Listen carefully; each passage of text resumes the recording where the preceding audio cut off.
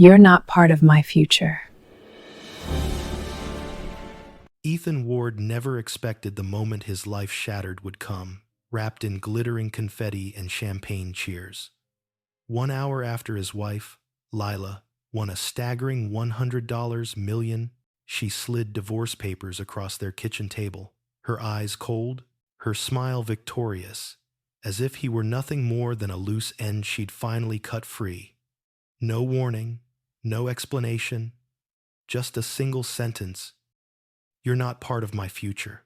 But as Ethan stood there, stunned and humiliated, something felt wrong, terribly wrong. Lila wasn't celebrating her fortune. She was running from something, hiding something, and the way she looked at him, almost afraid he might uncover it, told him this betrayal was only the surface of a much darker truth. He didn't know it yet. But the divorce she weaponized would become the very thing that brought all $100 million crashing back into his hands. Ethan Ward had always believed that disasters arrived with thunder, loud, violent, impossible to ignore. But on the morning his world collapsed, everything was eerily quiet.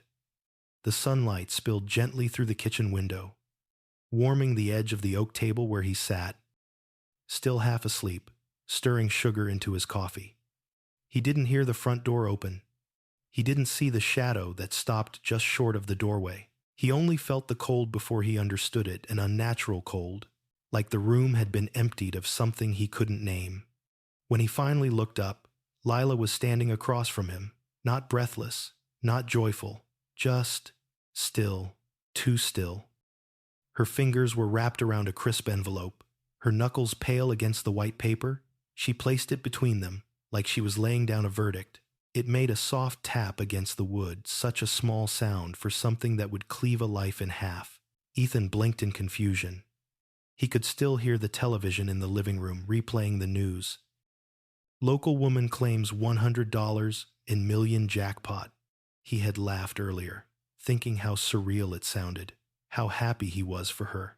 They had struggled for years, scraping by on his modest salary and her part-time work at the floral shop. This money could change everything: pay off debts, restart dreams, travel, heal. But Lila didn't look healed. She didn't look relieved or grateful or overwhelmed.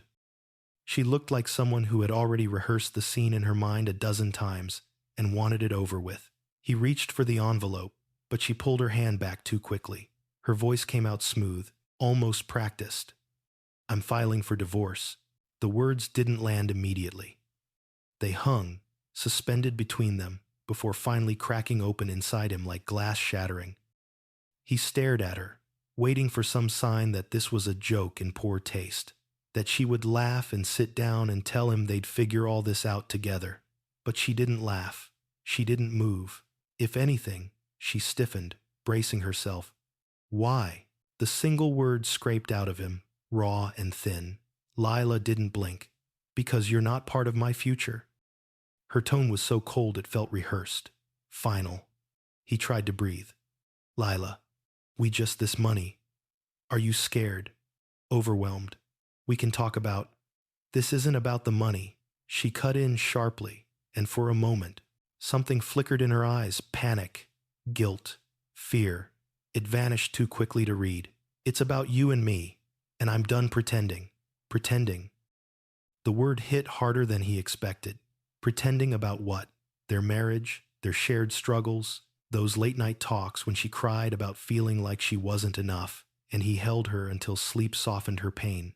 Was all of that pretend for her? He tried to stand, but his legs felt unsteady. "At least tell me what I did wrong." For the first time, she looked away. "Everything," she whispered, though her voice betrayed no emotion, "and nothing that matters anymore." She stepped back from the table, distancing herself from him, as though his presence alone threatened the delicately constructed wall she had built around herself. The morning sun framed her silhouette, turning her into a stranger cut from sharp edges and long shadows. Ethan felt something inside him unravel, a slow, painful tearing that started in his chest. He didn't know what to say, didn't know what words could fill the space opening between them. 3 hours ago, They were standing together in a gas station parking lot, holding a lottery slip that belonged more to fantasy than reality. She had trembled with disbelief when the numbers matched, her breath catching in her throat. He'd grabbed her hands and spun her around, laughing like a fool, feeling luckier than any jackpot winner could ever feel. That memory already felt like it belonged to somebody else. When she finally left the room, she didn't take her coffee, her jacket, or even her ring, just her silence. The door closed with a soft click, but the echo of it chased Ethan long after the sound died. He opened the envelope. Legal documents stared back at him cold, sharp, emotionless. Her signature looped across the bottom like an accusation. She had hired a lawyer. A well-known, cutthroat one. There were notes in the margins, demanding full control of the lottery winnings and zero alimony. She wanted him erased, efficiently, quietly, permanently. Anger tried to rise in him, but it came out wilted. Hurt swallowed everything else. What had he done to deserve being discarded so quickly, so cruelly? What changed? Why today? Why the same day she won more money than either of them had ever dreamed of? A faint buzz vibrated from the kitchen counter. Her phone, she had left it behind in a hurry. A message lit up the locked screen. "We're almost free. Don't back out now." Ethan's chest tightened. The name attached to the message was blocked by the notification preview, but the words were enough to wedge a chill deep into his spine. "We're almost free." Free from what? From him, from their marriage, from consequences he didn't know. But in that moment, he realized something with absolute clarity. This divorce wasn't spontaneous. It wasn't emotional. It wasn't even about him. It was planned.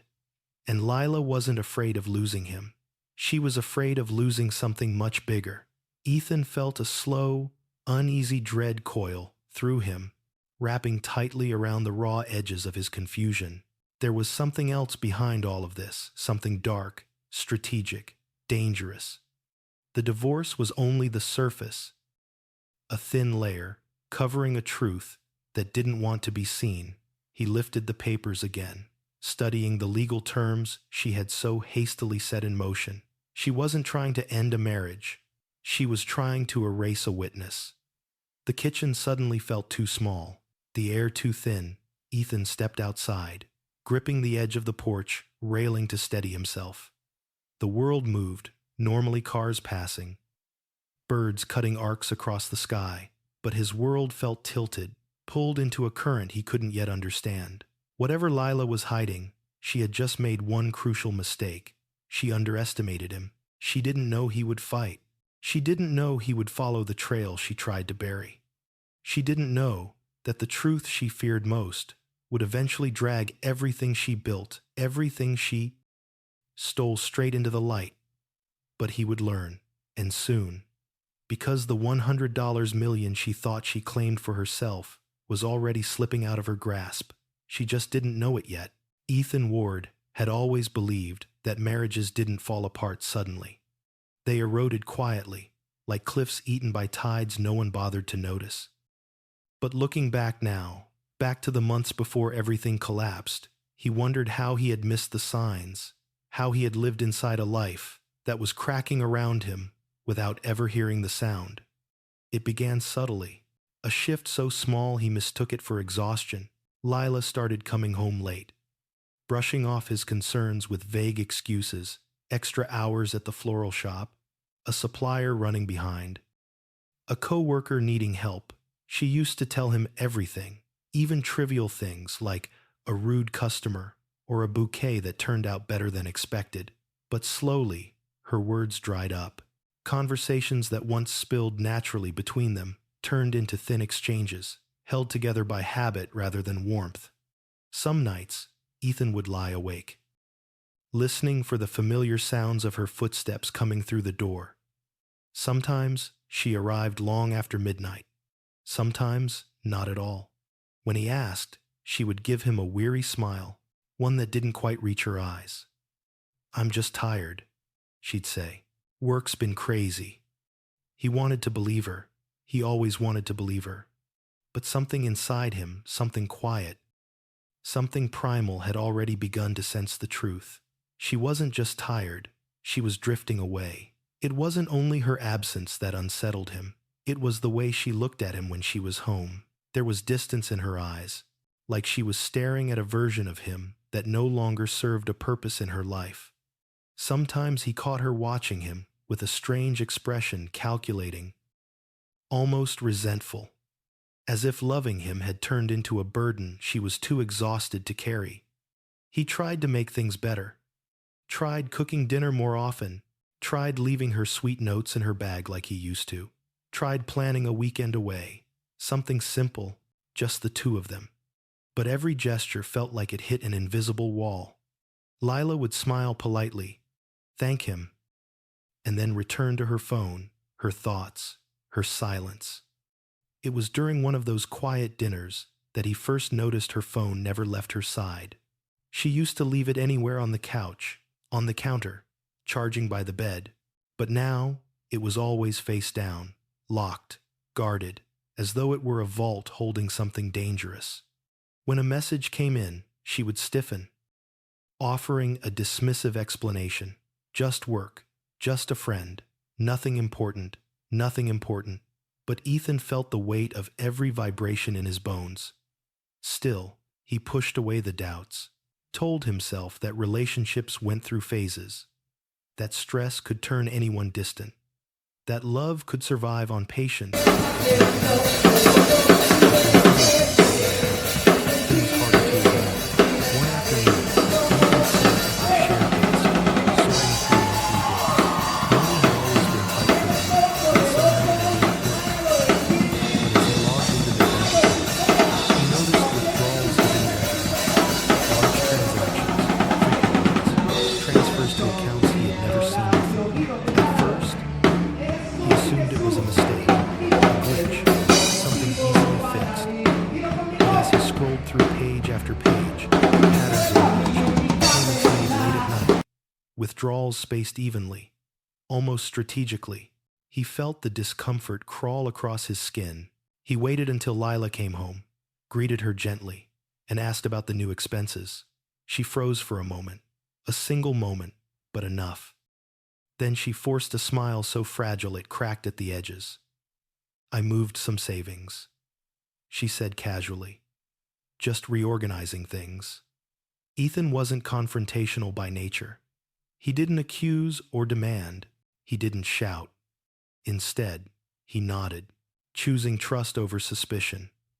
He told himself she had every right to handle finances as she saw fit, that it wasn't his place to doubt her.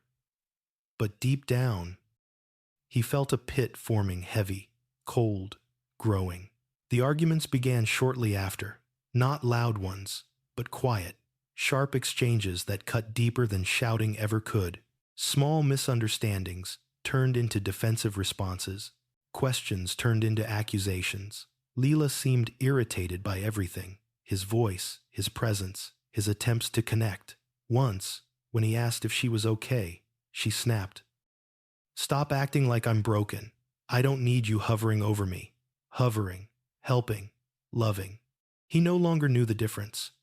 Ethan tried to talk to her about counseling, thinking maybe a professional could help them reconnect. She laughed cold, dismissive. We don't need therapy. We just need space. Space. She wanted a canyon, not space. But Ethan loved her too much to give up. Even as she pulled further away, he held on to every piece of the life they built. He memorized the sound of her laughter when she forgot to guard herself. He clung to the way she sometimes slipped her hand into his. Under the table at restaurants, small gestures that felt like flickers of hope. Maybe she still cared. Maybe they could still fix this. But every time hope lit inside him, something else extinguished it. She started dressing differently. Expensive clothes, designer shoes, jewelry he didn't remember buying. She claimed they were gifts from her boss as thanks for her hard work, but Ethan knew the shop couldn't afford such generosity. At night, she would return smelling faintly of cologne he didn't recognize. When he asked, she said it belonged to a customer she helped. Her explanations were always neat, always practiced, always false in ways he couldn't yet prove. His friends noticed before he admitted it aloud. She seems different. His friend Marcus, not the Marcus from her messages, murmured over beers one evening. You sure everything's okay? Ethan forced a smile. Just stress. But stress didn't make someone vanish emotionally. Stress didn't make someone careless with affection. Stress didn't create secrets too large for a house to hold. One night, unable to sleep, Ethan walked into the living room and found Lila on the couch, whispering urgently into her phone. When she noticed him, she jumped as if burned, ending the call abruptly. Her face had gone pale, her breathing uneven. Who were you talking to? He asked gently. No one. You scared me. Her response was too fast, too sharp. He didn't push. Maybe he should have. Maybe the entire story would have ended differently if he had. But Ethan believed love required giving someone room to breathe. He didn't know Lila was already breathing air from another life, one that no longer included him. Over the next weeks, the tension stretched thin between them. Their home, once warm and alive, felt hollow. Ethan began to dread waking up, fearing what new sign of distance he would find. He tried to fix things, planned dinners, invited her on walks, and bought flowers from the very store she worked at. Every attempt was met with indifference, sometimes even irritation. He started feeling like an intruder in his own marriage, tiptoeing through a space where his presence no longer belonged. He didn't realize it then, but Lila wasn't drifting. She was preparing for a life without him, preparing for the moment she could sever ties cleanly, preparing for freedom she believed existed somewhere beyond him. Ethan held on to the memory of the woman he married, trying desperately not to lose her in the growing storm. But storms don't pause for love. They rip, destroy, and reshape. He didn't yet know the magnitude of what was coming, didn't know how deep her betrayal ran, didn't know she had already chosen her side. All he knew was that she was slipping away, and he was losing her piece by piece, night by night, silence by silence. The erosion had already begun, and by the time he finally understood it, nothing in his life would look the same. The morning Lila became a millionaire should have been a celebration, a miracle even. Ethan remembered every second of it, not because of the joy it brought, but because of how sharply it contrasted with everything that followed. Sometimes life doesn't fall apart gradually. Sometimes it explodes in your hands the moment you think you're holding something precious. It started with a simple errand. Ethan had run into the grocery store to grab milk and bread, while Lila waited in the car. When he returned, she was standing outside the store with a lottery slip pinned between her fingers. Her face was pale, eyes wide, like she had seen something she couldn't quite comprehend. At first, he thought she was sick. It wasn't until she whispered the numbers that he realized what had happened. We won, she said, but there was something eerily detached in her voice. Less shock, more calculation. Ethan laughed, unable to contain the warmth surging through him. He pulled her into his arms, spinning her around until her stunned expression cracked into a smile. People in the parking lot clapped, someone even cheered, and for a moment, he believed they were stepping into a new chapter, one filled with security, hope, maybe even love rekindled. Lila didn't hug him back. She stiffened in his arms, but he was too happy to notice. Or maybe he noticed and chose not to understand what it meant. The news spread faster than wildfire in a dry field. Within hours, local journalists were calling, wanting photos, interviews. Lila refused all of them. She said she wanted privacy, but Ethan sensed something else, fear. As though publicity wasn't just inconvenient, but dangerous. He tried to ask her about it, but she brushed him off with a strained smile. I just need time to think. But she wasn't thinking, she was planning. Later that afternoon, when they returned home, Lila disappeared into their bedroom, shutting the door behind her. Ethan stayed in the living room, imagining how their lives would change. He thought about paying off their mortgage, maybe helping her open the floral shop she had once dreamed of owning. He imagined vacations, a family someday, laughter filling their home again. The money felt like an opportunity to rebuild what had slowly cracked between them. He didn't know that while he was envisioning a shared future, she was preparing to erase him from it. After nearly an hour, Lila emerged. She wasn't smiling. She wasn't crying. She looked resolved. A quiet, chilling resolve that froze him the moment he saw her. "I'm going out for a bit," she said. He frowned. "Now, shouldn't we talk?" "Celebrate. There's a lot to figure out." "There's nothing to figure out," she replied, her voice distant. "This doesn't change anything between us." He stepped closer, searching her expression for warmth. "It could change everything. It already has," she murmured, almost to herself. "Just not the way you think." Then she left keys in hand, shoulders tense, walking like someone on the edge of a decision they couldn't undo. Ethan tried to shake off the unease. Maybe she just needed space. The day had been overwhelming. Anyone would be rattled after suddenly becoming rich. He told himself she'd come back calmer, ready to talk. He tried cooking dinner, tried setting the table the way she liked. When she returned 2 hours later, her expression told him everything he didn't want to believe. She didn't sit down. She didn't remove her coat. She didn't acknowledge the food he had made. She simply slid a folder across the table, one so thin, yet so heavy, it felt like a blow to the chest. "I filed for divorce today," she said without flinching. Ethan stared at her, unable to breathe. He had expected some distance, maybe even an argument, but not this. Not an entire life dismantled in a single sentence. "What are you talking about?" he whispered. "I'm leaving," she said, her voice as sharp as the paper she had delivered. "And I want everything that belongs to me, including the $100 million. He felt his legs go weak. "Lila, why today? Why now? We've barely even talked." "There's nothing to talk about," she answered, pushing the folder closer, as though afraid he might not take the hint. "Our marriage ended long before this. I'm just making it official." "That's not true," he said, heart pounding. "We can work through this. We can figure out what's been going on with you. Don't do something irreversible. It's already done." Her tone was final, but something flickered in her eyes. Fear, shame, or maybe guilt? Ethan couldn't tell. What he did know was that she wasn't acting like a woman escaping a dead marriage. She was acting like someone running from a secret. And the money, the timing, the urgency, none of it made sense unless she had been planning this long before the winning ticket entered their lives. She pulled out a second sheet, her demands, full ownership of the winnings, no shared assets, no alimony, no negotiation. "Sign them," she said coldly. He stared at the documents in disbelief. "You want me to give up everything?" "No," she corrected softly. "I want you to take what you already have, which is nothing." The cruelty in her voice didn't match the woman he married. Or maybe it did, and he had refused to see her clearly until now.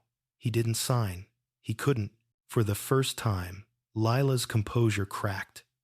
She stepped back, crossing her arms defensively. "If you fight me on this, it will get ugly." Ethan felt something deep inside him shift, a small, quiet awakening. She wasn't just trying to leave him, she was trying to erase him. "What are you afraid of?" he asked softly. Lila froze. "You're not doing this because you want freedom," he continued.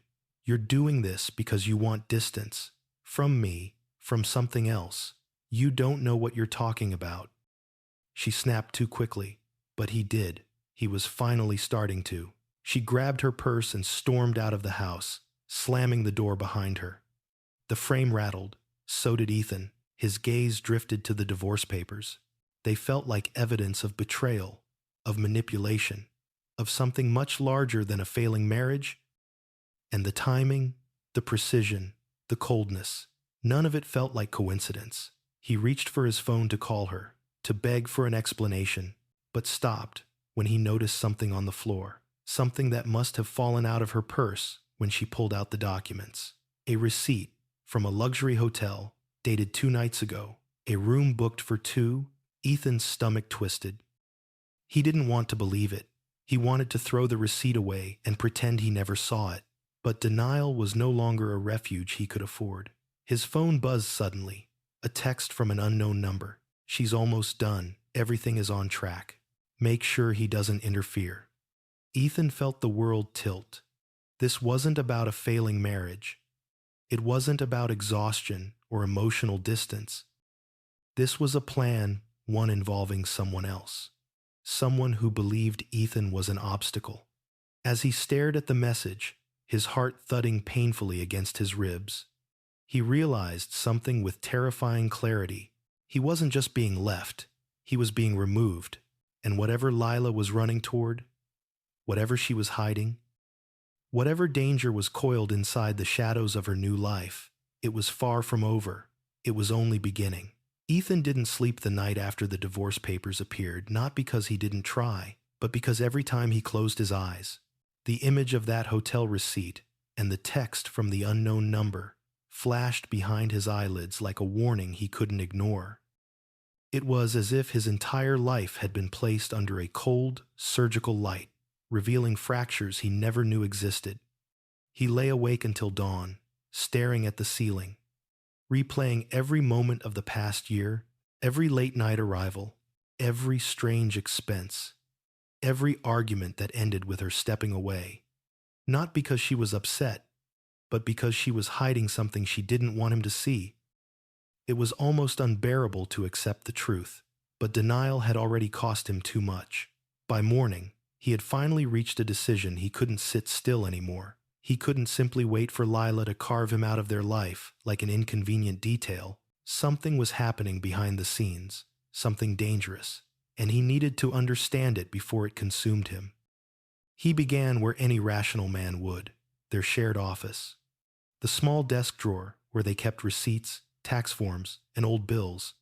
Lila used to be meticulous about handling paperwork, but lately, she seemed to avoid this drawer entirely. Carefully, Ethan sifted through the contents, trying to find any pattern that connected the financial inconsistencies to her recent changes in behavior. Hours passed. He found nothing but fragments, stray receipts from shops she never mentioned, transfers to nameless accounts, and a credit card statement showing luxury purchases far outside her old habits. But none of it explained the urgency, the secrecy, or the text message that confirmed she wasn't acting alone. Frustration built inside him like pressure behind a dam. Then, almost by accident, he noticed an email notification popping up on their shared computer. Lila must have forgotten to log out of her account before storming out the previous day. His hand hovered over the mouse for a long moment, guilt twisting in his stomach. This wasn't who he was. He had never violated her privacy, never needed to. But she had left him no choice. With shaking fingers, he opened her inbox. Most emails were mundane store promotions, bank alerts, delivery notifications, but one thread stood out. The subject line was simple: M.S. Meeting confirmed. He clicked. Inside were dozens of messages exchanged over several months. Some brief, some more elaborate, but all signed with the initials M.S. Ethan felt the blood drain from his face. The name wasn't revealed in full, but the tone of the messages was unmistakable, urgent, secretive, and unmistakably intimate. Certain phrases stopped his breath cold. "We need to finalize everything before the payout. He won't suspect anything as long as you stay calm. After the money clears, we disappear. Disappear. Disappear from what? From him. From authorities. From danger." Every possibility felt like a punch. As he clicked through the emails, one attachment caught his attention, a document Lila had downloaded but never filed away.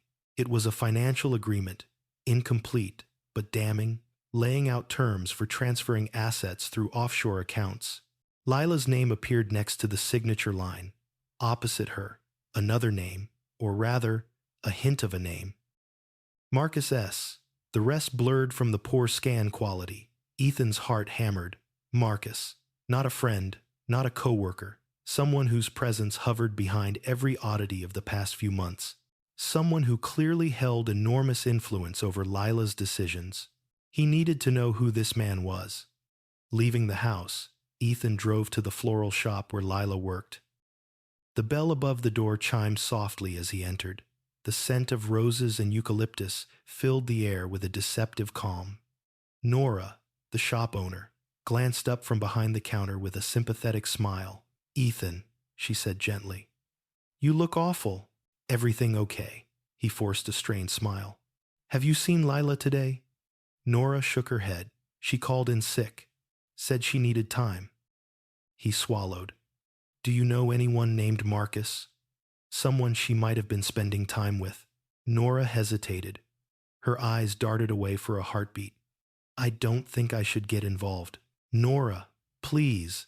His voice cracked with desperation. "I just need to know what's going on," she finally sighed. "I don't know him personally, but I've heard her mention the name. She said he was helping her with investments." Investments, the same word Lila had used to explain the missing money. "Do you know where he works?" Nora thought for a moment. She mentioned something about a private business firm, a consulting company downtown. I remember because she joked that they deal in more gray areas than she liked. Gray areas. The phrase sent a chill through him. He thanked Nora and left, driving downtown with a growing sense of dread. The address led him to a sleek, modern office building tucked between luxury boutiques and high-rise apartments. A place that felt too polished, too quiet, like a shell designed to hide something rather than showcase it. Inside, at the front desk, a young receptionist greeted him with a polite smile. "How can I help you?" "I'm looking for someone named Marcus," Ethan said. "Marcus S. I'm not sure of the last name." The receptionist's smile faltered. "I'm sorry, sir. We don't give out employee information." He leaned in slightly, desperation bleeding through his tone. "It's important." She hesitated, assessing him with guarded eyes. For a moment, he thought she might call security, but instead, she lowered her voice. "I shouldn't say anything, but Marcus Sloan hasn't been in for weeks." "Sloan," Ethan whispered. "Is he still employed here?" "Technically, but no one knows when he'll return. And honestly," she glanced around nervously, "people here don't talk about him, not out loud." A warning disguised as a whisper. Before he could ask more, the elevator behind the reception area chimed. A tall man in a suit stepped out, eyes scanning the room before locking onto Ethan with unsettling precision. He walked toward them with purpose, his expression unreadable. "Sir," he said coolly, "I'm going to have to ask you to leave. This is a private office." Ethan opened his mouth to explain, but the man cut him off. "Whatever business you have here is not welcome." The dismissal was too forceful to be ordinary, too sharp to be professional. Ethan felt danger prickling at the back of his neck. He left, but not because he was intimidated. He left because he realized something that made his pulse stutter. They knew who he was. They knew why he was there. And they wanted him gone before he learned anything else. Back in the safety of his car, Ethan replayed the encounter, piecing together the implications. Lila wasn't just involved with another man. She wasn't just trying to take the money. She had entangled herself with someone whose business operated in the shadows. Someone people whispered about. Someone people feared. Someone who had a reason to make sure Ethan stayed out of the way. As he drove home, the weight of the truth settled over him, like storm clouds gathering before a downpour. Lila wasn't distancing herself because she didn't love him. She was distancing herself because she didn't want him implicated. Or worse, she didn't want him alive to expose whatever she was involved in. When Ethan stepped into his quiet house, he understood something with terrifying clarity. The divorce wasn't the betrayal, it was the cover-up. And he had just uncovered the first thread. Whatever came next would pull the entire web apart. Ethan didn't plan the confrontation. It wasn't something he rehearsed or timed or prepared for. It happened the way explosions do, suddenly, violently, because pressure can only build for so long before something bursts. He returned home from his unsettling visit to Marcus Sloane's office, feeling hollowed out, as if someone had carved out the parts of him that once believed in reason and trust. He had tried to make sense of everything: Lila's secrecy, the bank withdrawals, the messages, and the heating tension in their home. But the truth had always slipped through his fingers like smoke. Now, the smoke was clearing, and what it revealed terrified him. When he entered the house, he expected to find silence. Instead, he heard footsteps upstairs, light, hurried, unmistakably tense. Lila was home. He climbed the stairs slowly, each step weighted not by exhaustion but by dread. She stood in the hallway, her back turned, shoving something into her purse. The moment she heard him, she froze, shoulders tightening, fingers pausing against the zipper. When she finally turned, her expression was a carefully constructed mask, but one detail betrayed her. Fear flickered in her eyes before she controlled it. "You're home early," she said, her tone flat. Ethan swallowed. "We need to talk." "We already talked," she snapped. "Or at least, I did. You just didn't accept it." "No," he said quietly, though the firmness in his voice surprised even him. "I think you told me what you wanted me to hear, not the truth." The silence that followed was sharp enough to cut. Lila's jaw clenched. "What truth, Ethan? That our marriage died months ago? That you ignored every sign because it was easier than facing reality?" "That's not the truth," he murmured, stepping closer. "What you're saying now, it's a story you rehearsed. It's not real." Her breath caught, just slightly. "But enough," Ethan continued. "Who is Marcus Sloane?" His question landed like a slap. Lila stiffened, her eyes widening in a way she couldn't hide this time. "What did you just say?" "I went to his office," Ethan said, forcing himself to meet her gaze. "People there knew who I was before I even introduced myself. They knew I shouldn't be asking questions. They warned me off before I said a word." He took a shaky breath. "And I found your emails." The last sentence broke something inside her. For the first time in months, the mask slipped entirely. Panic flared across her face, raw, unguarded, unmistakable. She stepped back instinctively, bumping into the hallway table. "You shouldn't have gone there," she whispered, her voice trembling. "So you admit it," he pressed gently, though his own heart thundered painfully. "You're involved with him." Her lips tightened. "It's not what you think." "Then tell me what it is." "I can't." "Why not?" His voice rose not in anger, but in heartbreak. "You owe me at least that."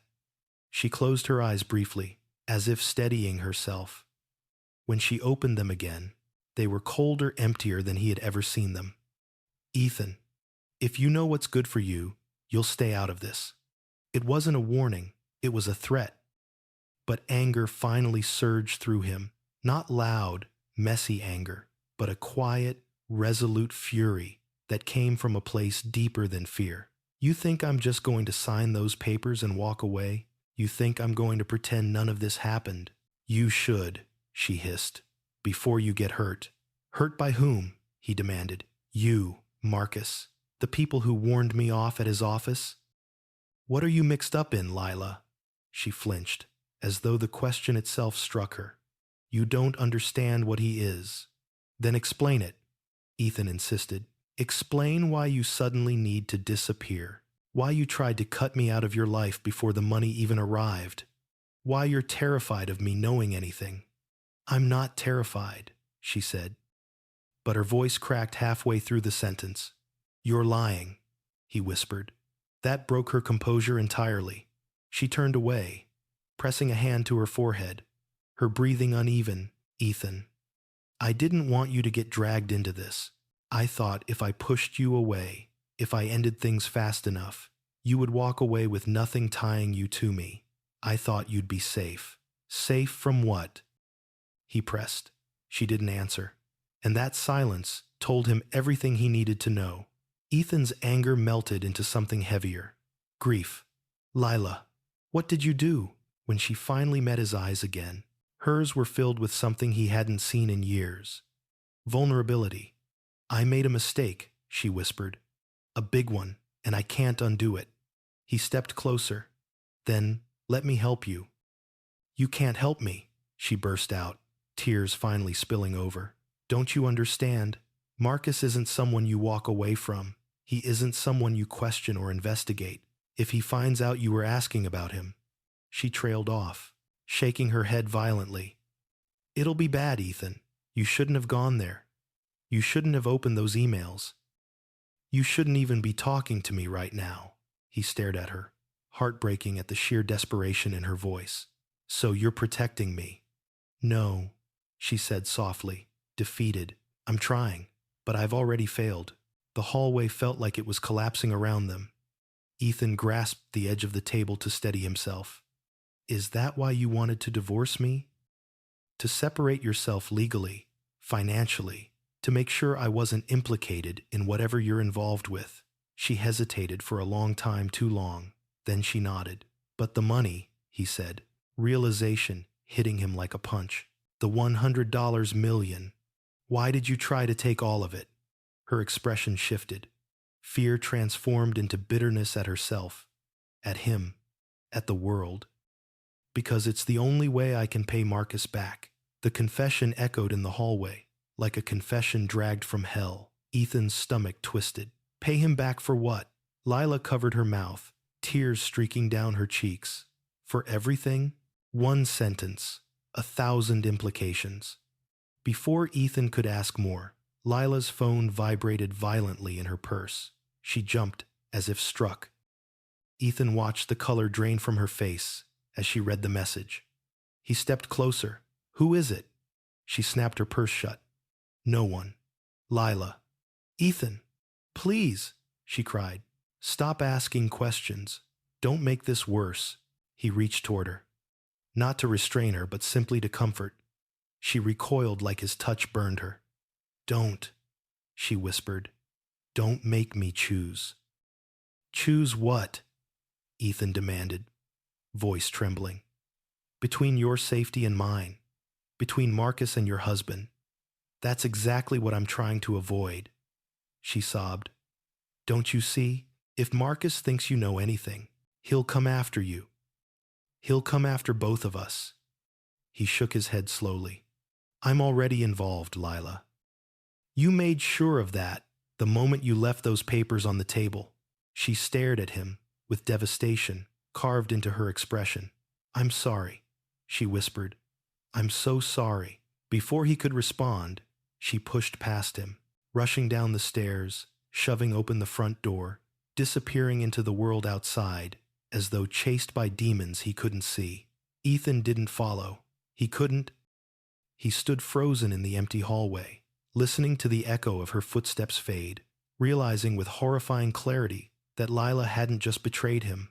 She had trapped him, tangled him in something dangerous, something criminal, something that now connected him directly to a man, powerful enough to make people whisper his name in fear.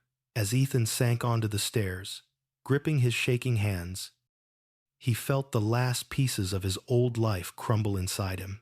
He had confronted Lila, but the truth was far from revealed, and the deeper he went, the darker it became. The only certainty left was this: Marcus Sloane wasn't done with either of them, and Ethan's quiet, ordinary life had just crossed into a world where betrayal was currency and truth could get him killed. The house felt too quiet after Lila fled, too still, too hollow, as if her absence had carved a silence that seeped into the walls. Ethan stayed seated on the stairs for a long time, listening to nothing but his own heartbeat drumming inside his ears. Everything Lila had confessed or hinted at echoed through him like a fevered riddle he couldn't solve.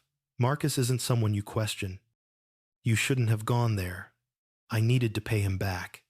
The pieces didn't fit. They weren't meant to. They were fragments of a puzzle Lila had tried desperately to keep hidden, even if it meant sacrificing him. By the time Ethan finally rose from the stairs, the sun had begun to set. Shadows stretched across the floor, long and sharp, as if the house itself sensed the danger inching closer. He couldn't stay still anymore. Not when every instinct screamed that something worse was coming. He went to Lila's office again, but this time, he wasn't looking for emails or financial statements. He was looking for anything that explained why a woman who once flinched at overdue bills would grow entangled with a man like Marcus Sloane. He opened drawers, sifted through boxes, emptied bags. For a while, he found nothing but everyday clutter pens, receipts, half-used notebooks, but tucked behind a stack of old magazines, something caught his eye.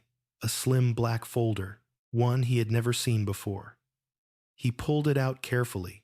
The cover was unmarked, but inside was a collection of documents that didn't belong to any normal household. High-value transfer receipts. Not just the $100 the floral shop once paid her for seasonal work. These were transfers of thousands, sometimes tens of thousands, moving in and out of accounts Ethan didn't recognize. Some payments were labeled innocuously consulting fees, reimbursements. Others had no labels at all. At the bottom of the stack lay a printed email exchange. Just one conversation. Short, but devastating.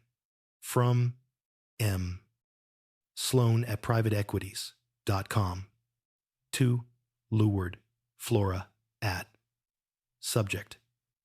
Agreement. Deliver the remaining funds by end of month. No delays this time. If you fail, you know what happens. Ethan's skin prickled. His breath came shallow and uneven. This wasn't infidelity. This wasn't emotional distance. This wasn't a failing marriage. This was extortion. Maybe worse. His throat tightened. Lila owed Marcus money, large sums. Money she couldn't have earned. Money she couldn't have saved. Money she must have taken from somewhere. Or someone. And now she had $100 million. Of course she had panicked. Of course she had rushed to cut ties with Ethan. Not because she wanted freedom, but because the winnings were her only way out. At least, that's what she believed. But if Marcus was truly as dangerous as she implied, then $100 million wouldn't buy freedom. It would buy control. His control over her. A knock at the door jolted Ethan from his spiraling thoughts. He startled violently, dropping the folder, papers scattered across the floor. Another knock. This one louder. His breath caught. He didn't move. Then a voice, calm, smooth, unnervingly polite, called through the door. "Mr. Ward, I need a moment of your time." Ethan's blood ran cold. He stepped silently across the office and peered through the narrow gap of the curtains. A man in a charcoal suit stood on the porch. Tall, impeccably groomed, his posture too relaxed, too confident. This wasn't a neighbor. This wasn't a salesperson. This was someone who expected the door to open because people usually obeyed him. Someone like Marcus Sloane, or someone who worked for him.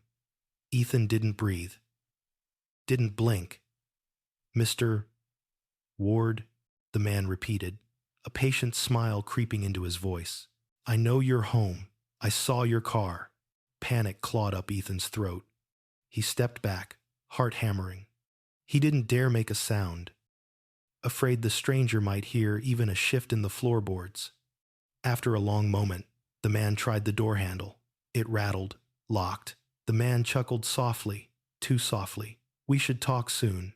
It's important." Then came a pause so long Ethan wondered if the man could sense him shaking behind the walls. Finally, the footsteps retreated. Ethan waited another minute, then two. Before inching toward the front window, the man was gone. The street was empty, but the dread lingered like smoke. He doubled back to the office, grabbed the scattered documents, and stuffed them into his backpack. He didn't know where he was going, just that he couldn't stay here. He needed answers. He needed help. And there was only one person he could think of who might have both. Allison Crane's law practice was small, 2 rooms above a coffee shop, but her reputation was anything but small. Ethan had heard her name before. Tough, sharp, meticulous, a lawyer who fought for the truth, even when it cut through bone. He found her office lights still on, despite the late hour. When he knocked, Allison herself opened the door, hair pulled into a messy bun, glasses perched on her nose, and a mountain of paperwork behind her. Her eyes narrowed slightly. "Ethan Ward." He blinked. You know me. Your wife's lawyer filed for divorce this morning, she said, stepping aside to let him in. The legal world travels fast. He hesitated. I need help. I assumed so. She motioned for him to sit. Ethan sat, gripping his backpack like a lifeline. For the first time that day, he felt the emotional weight crash across him. Fear, betrayal, confusion, a horrible mix that made his voice unsteady when he spoke. She filed without telling me. She wants the $100 million. She wants me out of the picture. And there's more. Things I don't understand. Allison leaned back, studying him carefully. Start at the beginning. He did.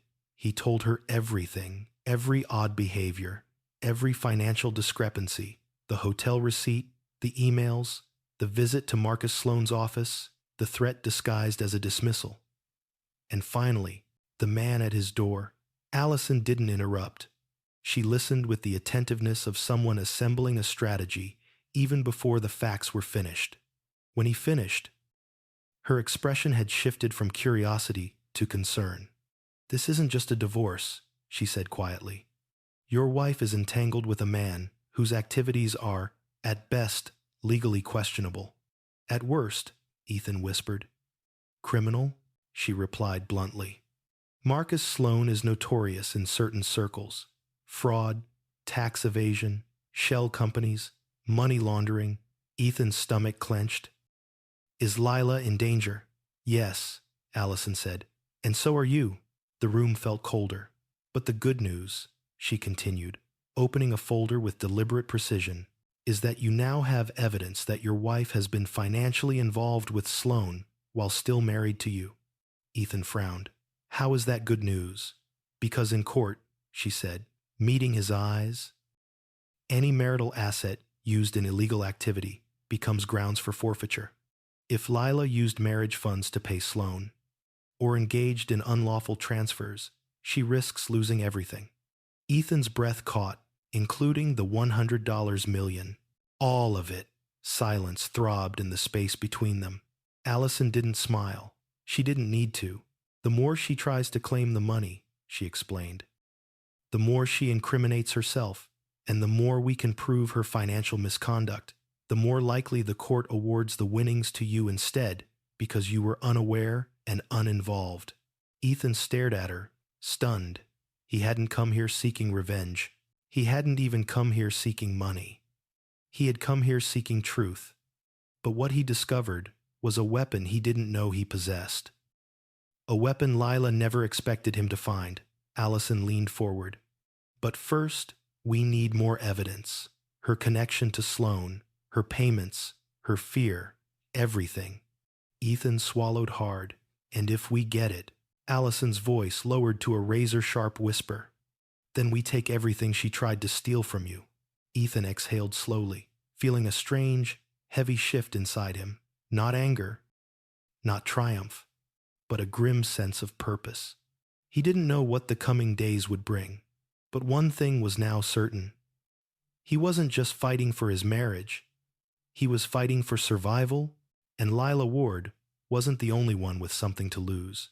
Ethan didn't remember driving home from Allison's office.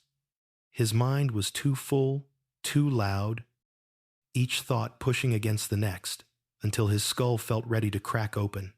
Evidence, danger, Sloane, illegal transfers, his wife, the woman he once trusted with everything, now tangled in something far darker than he had imagined.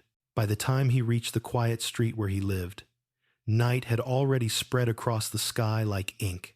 His house sat still in the darkness, every window black, every shadow heavier than usual. He hesitated in the car for several minutes before forcing himself to step out. Every instinct screamed at him to turn back, but he couldn't keep running from what he needed to confront. Inside, the house felt colder than ever, not physically, emotionally, as if whatever warmth once lived there had been pulled out root and stem. Ethan locked the door behind him. He checked the windows twice, then stood in the silence with a strange sense of dread prickling beneath his skin.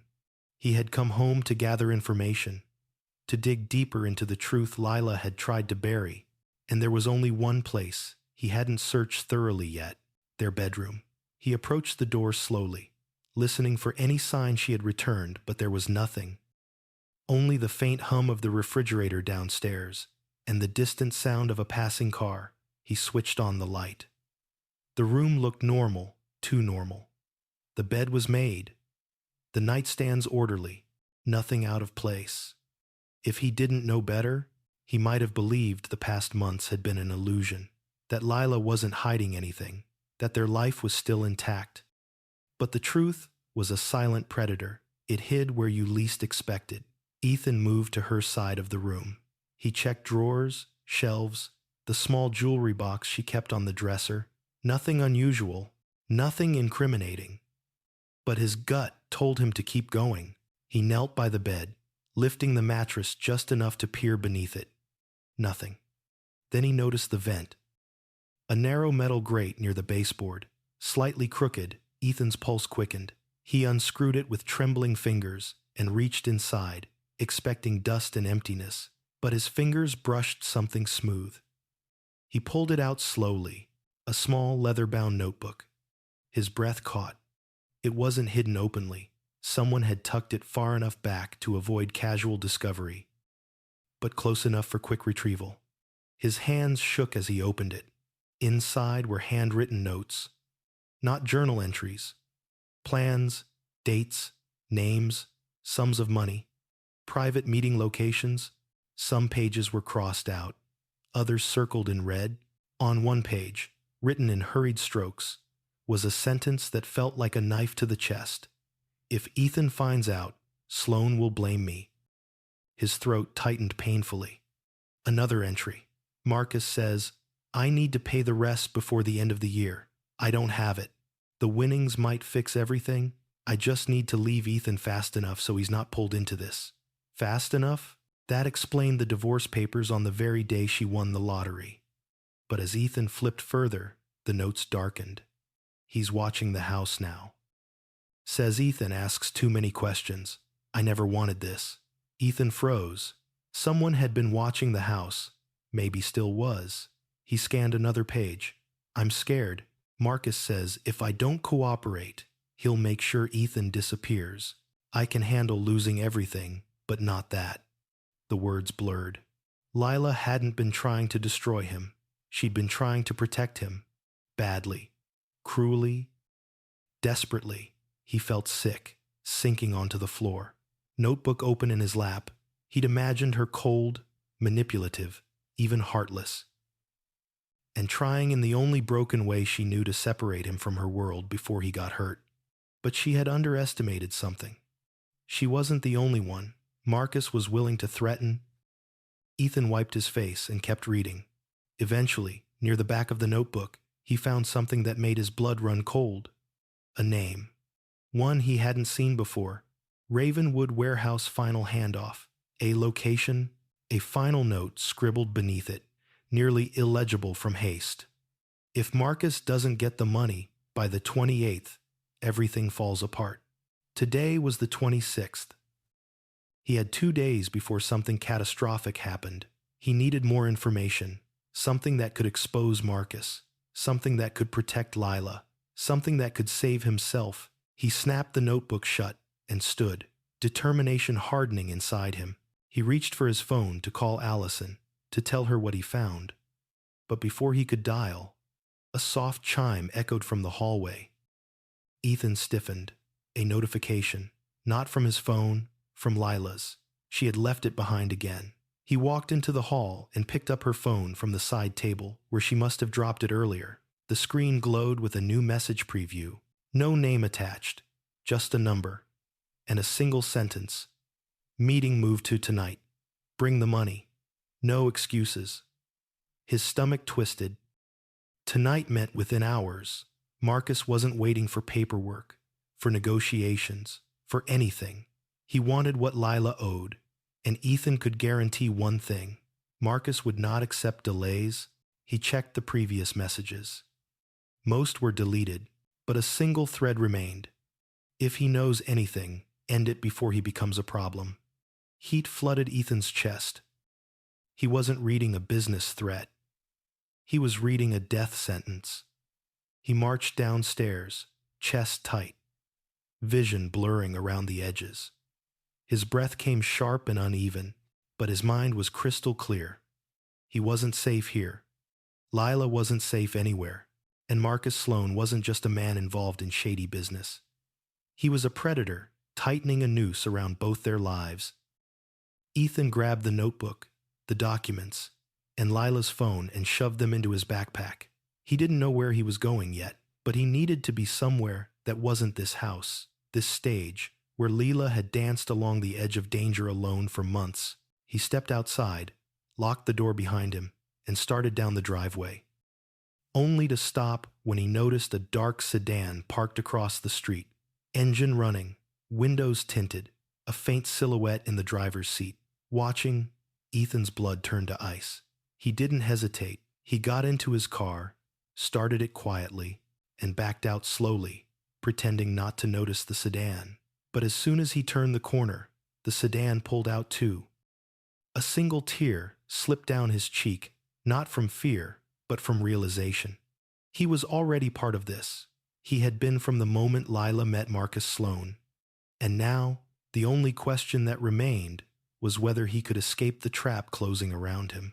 Before Marcus decided he wasn't worth keeping alive, the sedan followed Ethan for nearly 6 blocks, unhurried but unmistakable. Like a predator confident its prey had nowhere left to run, every time he glanced into the rearview mirror, the car remained the same distance behind him, far enough not to scream danger, close enough to signal intention. His hands tightened around the steering wheel, knuckles turning bone white. Sweat gathered along his hairline despite the cold night air that seeped through the vents. He didn't know exactly where he was going, only that he needed to lose the car before going anywhere near Allison's office. If Marcus had eyes on him already, leading them straight to her would put both of them at risk. He made a sharp right turn at an intersection. Just as the light turned yellow, the sedan slipped through behind him. Ignoring the change, Ethan's pulse quickened. He took another turn, and another, a zigzag across the neighborhood. The sedan kept pace. He wasn't imagining it. Someone was hunting him. Someone who knew he had information now. Someone who wanted him contained. A red light stopped him at the end of a long stretch of road. The sedan slowed to a stop behind him. Ethan stared at the glowing red circle in front of him, feeling trapped between it and the shadowed figure in the car behind him. He couldn't stay on the road. With a sudden decision that surprised even him, Ethan turned sharply into the parking lot of a crowded convenience store. Cars, people, fluorescent lights, witnesses. He parked in front of the store and jumped out, pretending to rummage in the trunk, as if he were only stopping for a quick errand.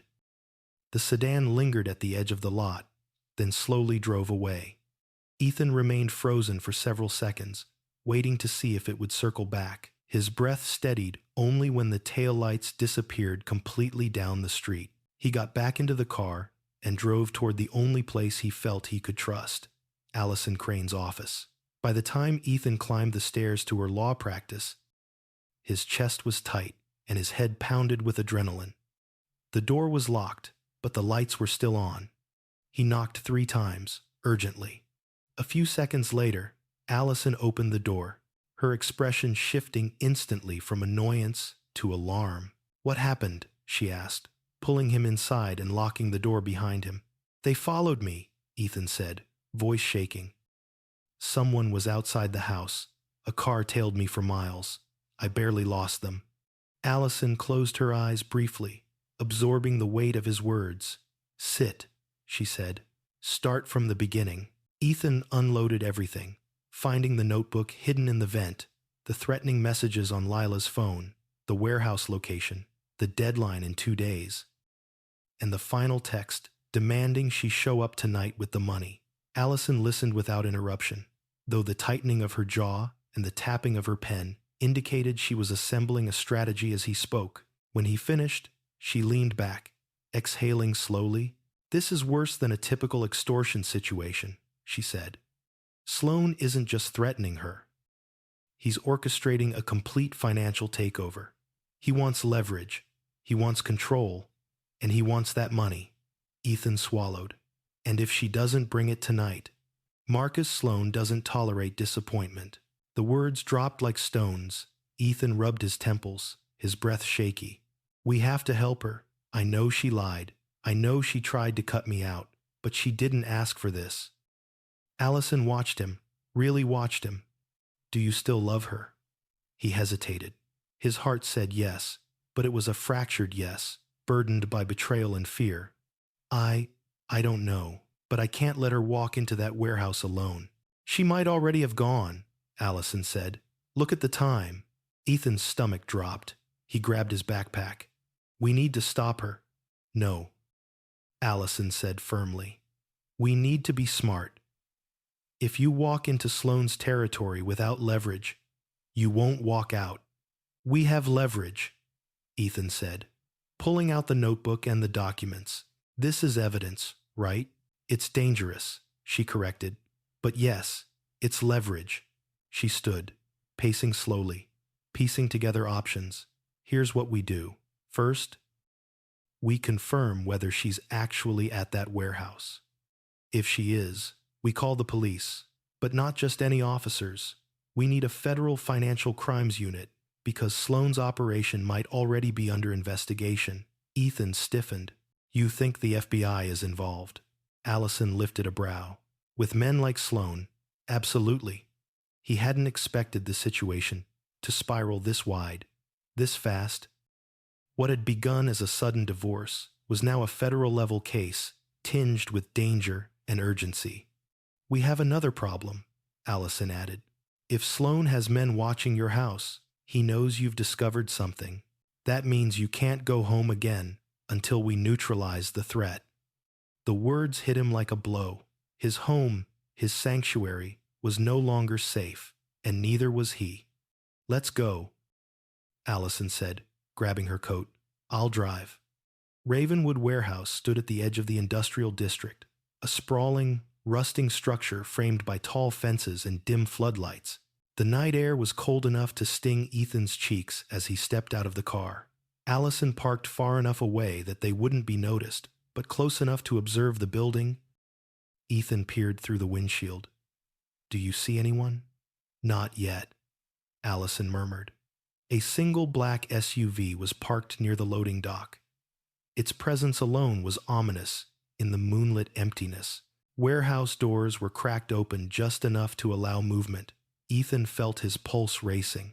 Lila could be in there, alone, terrified, and facing a man who didn't tolerate failure. Allison pulled out her phone. I'm calling Agent Pierce. He owes me a favor. Ethan blinked. An FBI agent owes you a favor. Allison didn't look up. I said I had connections. I didn't say they were small ones. She stepped away to make the call. Ethan stayed in the car, gripping the door, eyes fixed on the warehouse. His mind, his heart, everything inside him roared with conflict. Lila had betrayed him, lied to him, planned to disappear. She had tried to cut him out for reasons she twisted into justification.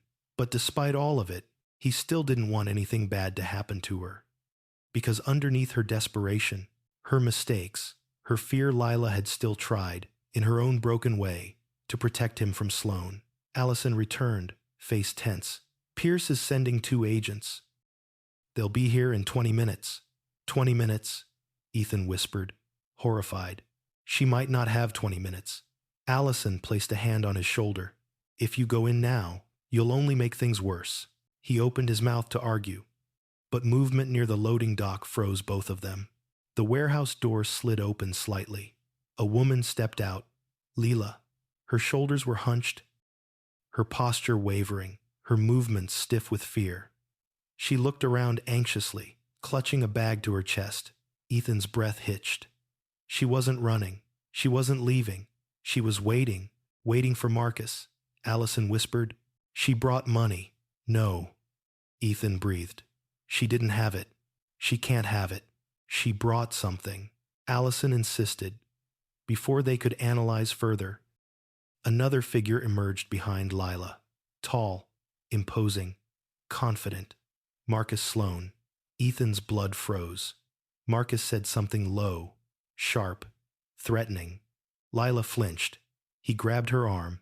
She tried to pull away. That was it. Ethan yanked the door handle open and bolted toward the warehouse. Allison cursed under her breath and ran after him.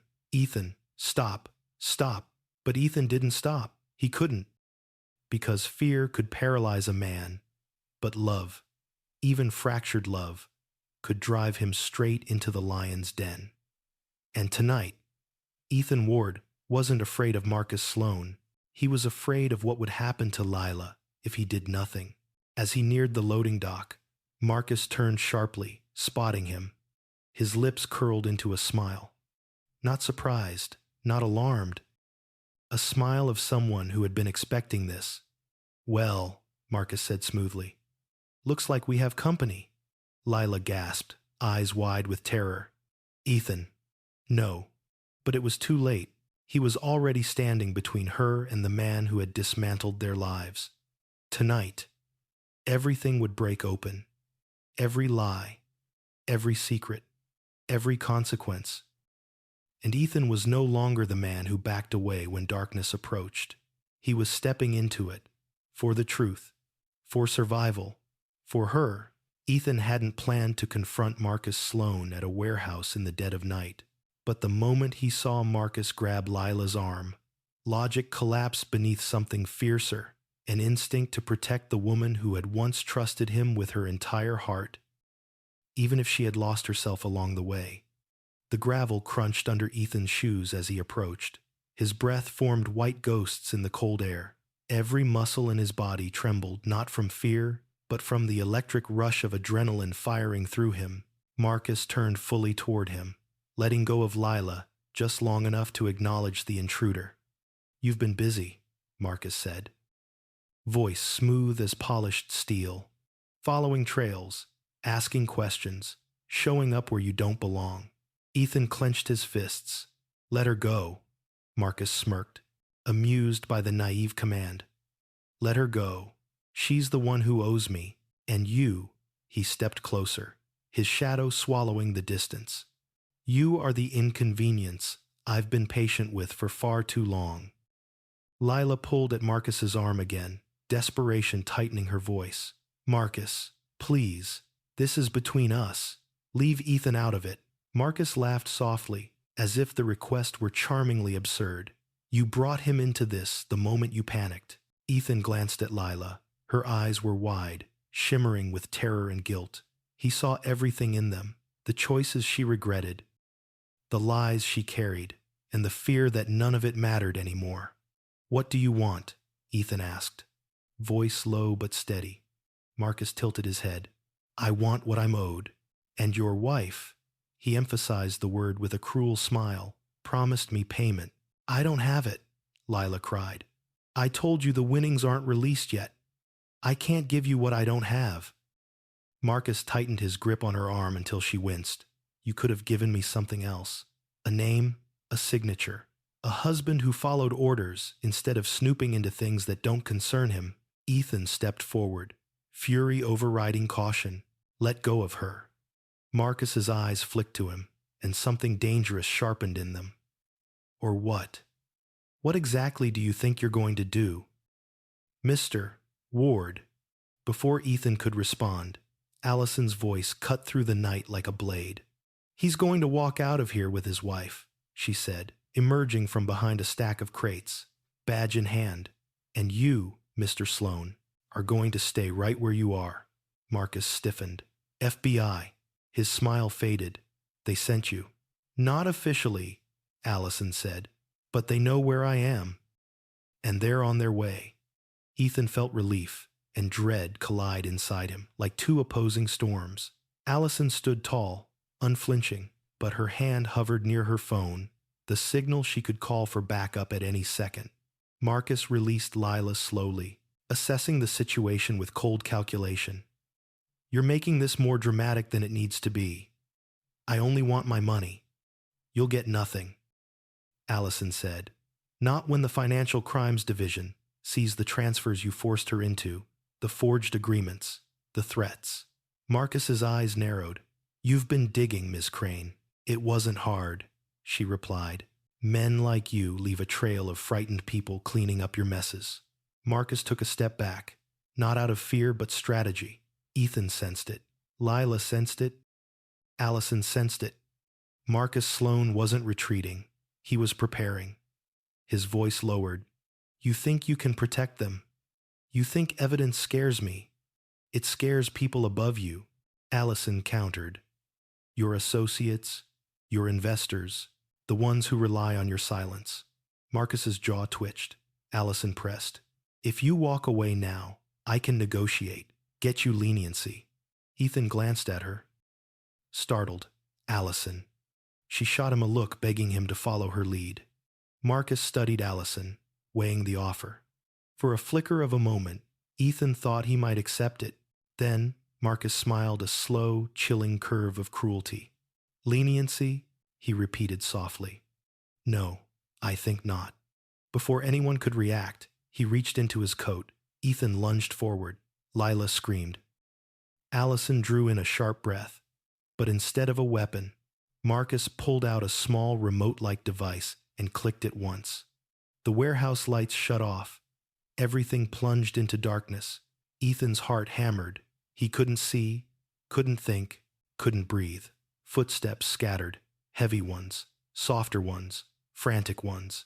Someone grabbed his arm. He jerked away instinctively. Ethan, it's me.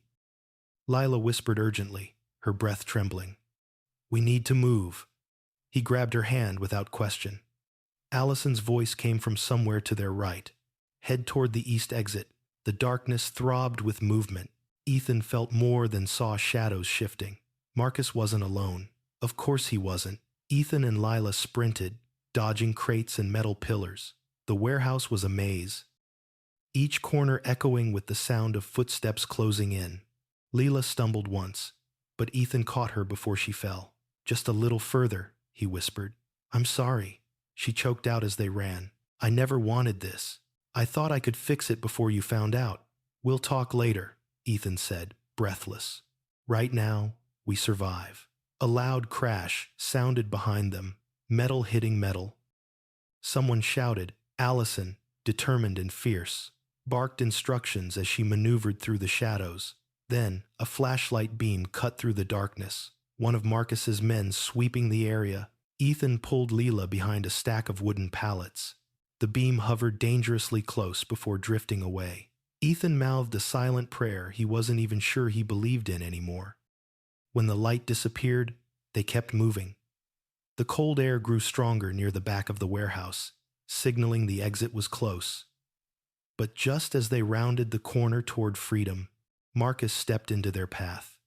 The dim emergency light above the door flickered, casting an eerie glow over his face. You really should have stayed out of this, Marcus murmured. Lila clung to Ethan's arm. Fear radiating from her like heat, Ethan faced Marcus, pulse pounding. You won't win. Agents are coming, Allison called them. Marcus laughed a low, humorless sound. I know how slow they can be. He reached behind him. Ethan tensed. But before Marcus could pull anything out, a stern voice thundered from behind Ethan. Marcus Sloane, don't move. Allison, breath ragged but forceful, aimed a bright tactical flashlight directly at Marcus's eyes. Behind her, two figures emerged. Armed agents in vests marked Federal Investigations Bureau. They moved like shadows given purpose. Hands where we can see them, one agent ordered. Marcus froze, but the fury in his eyes burned hotter than ever. You think this ends with me, he hissed. You have no idea what you've started. Ethan stepped forward slightly, keeping Lila behind him. Maybe not, he said, voice low, but it ends with you losing tonight. Agents closed in. Marcus didn't resist. He simply stared at Ethan, memorizing him. Unblinking, venomous. This isn't over, he said, as the handcuffs clicked shut. It is for you, Allison replied. And with that, Marcus Sloane was led away. Outside, the floodlights from the arriving patrol cars illuminated the cracked pavement and rusted metal siding, painting the warehouse in harsh white beams. Lila collapsed into Ethan's arms. sobbing with a mixture of fear, exhaustion, and relief. "I'm sorry," she whispered again and again. "I tried to protect you. I tried to fix everything." Ethan held her, not yet certain what forgiveness meant, but knowing only one thing. Tonight, she wasn't his enemy. She was a survivor, a broken one, a misguided one, but a survivor nonetheless. Allison approached them, her voice softer now. "He won't hurt you anymore. The evidence you found, it's enough to tear everything open." Ethan nodded faintly. Lila trembled in his arms. Tomorrow, there would be questions, legal battles, emotional reckonings. But tonight, there was only this. They were alive. They had escaped. And the truth, for the first time, was on their side.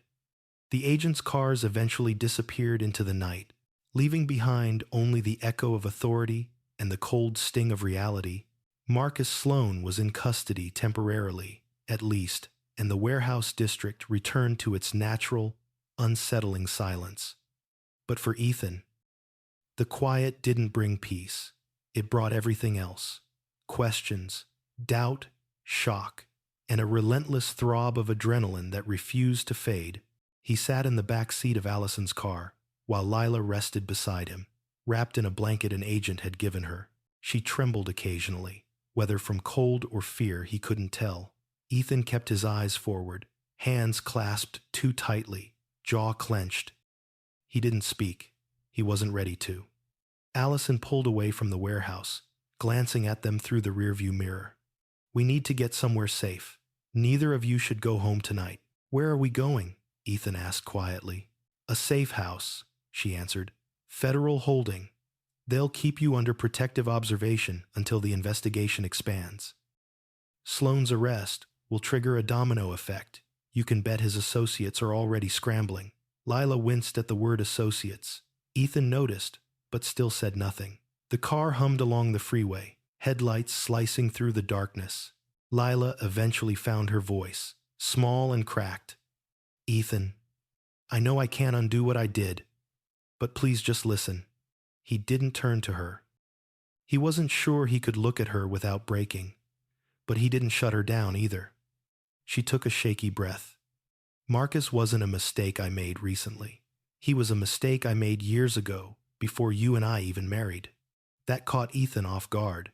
She continued, voice trembling like a confession wrestling its way out. "I met him at a time when I was desperate. I owed medical bills for my mother. I was drowning in debt, and I thought he was offering a way out alone. Quick cash, easy terms. But Marcus doesn't lend money. He buys people. Their silence, their obedience." Ethan finally turned his head slightly. He saw her clearly this time, broken, ashamed, exhausted. "He told me he'd help if I agreed to sign over future earnings. I thought it was just paperwork. I was naive, but I didn't know until later that I'd signed myself into something criminal." She swallowed hard, hands trembling around the edges of the blanket. "When I married you, I thought I could escape him, but then he found me. Told me my debt had accumulated interest. Told me I owed him thousands more than I could ever afford." Ethan's chest tightened painfully. She had suffered quietly, while he thought she was simply distant.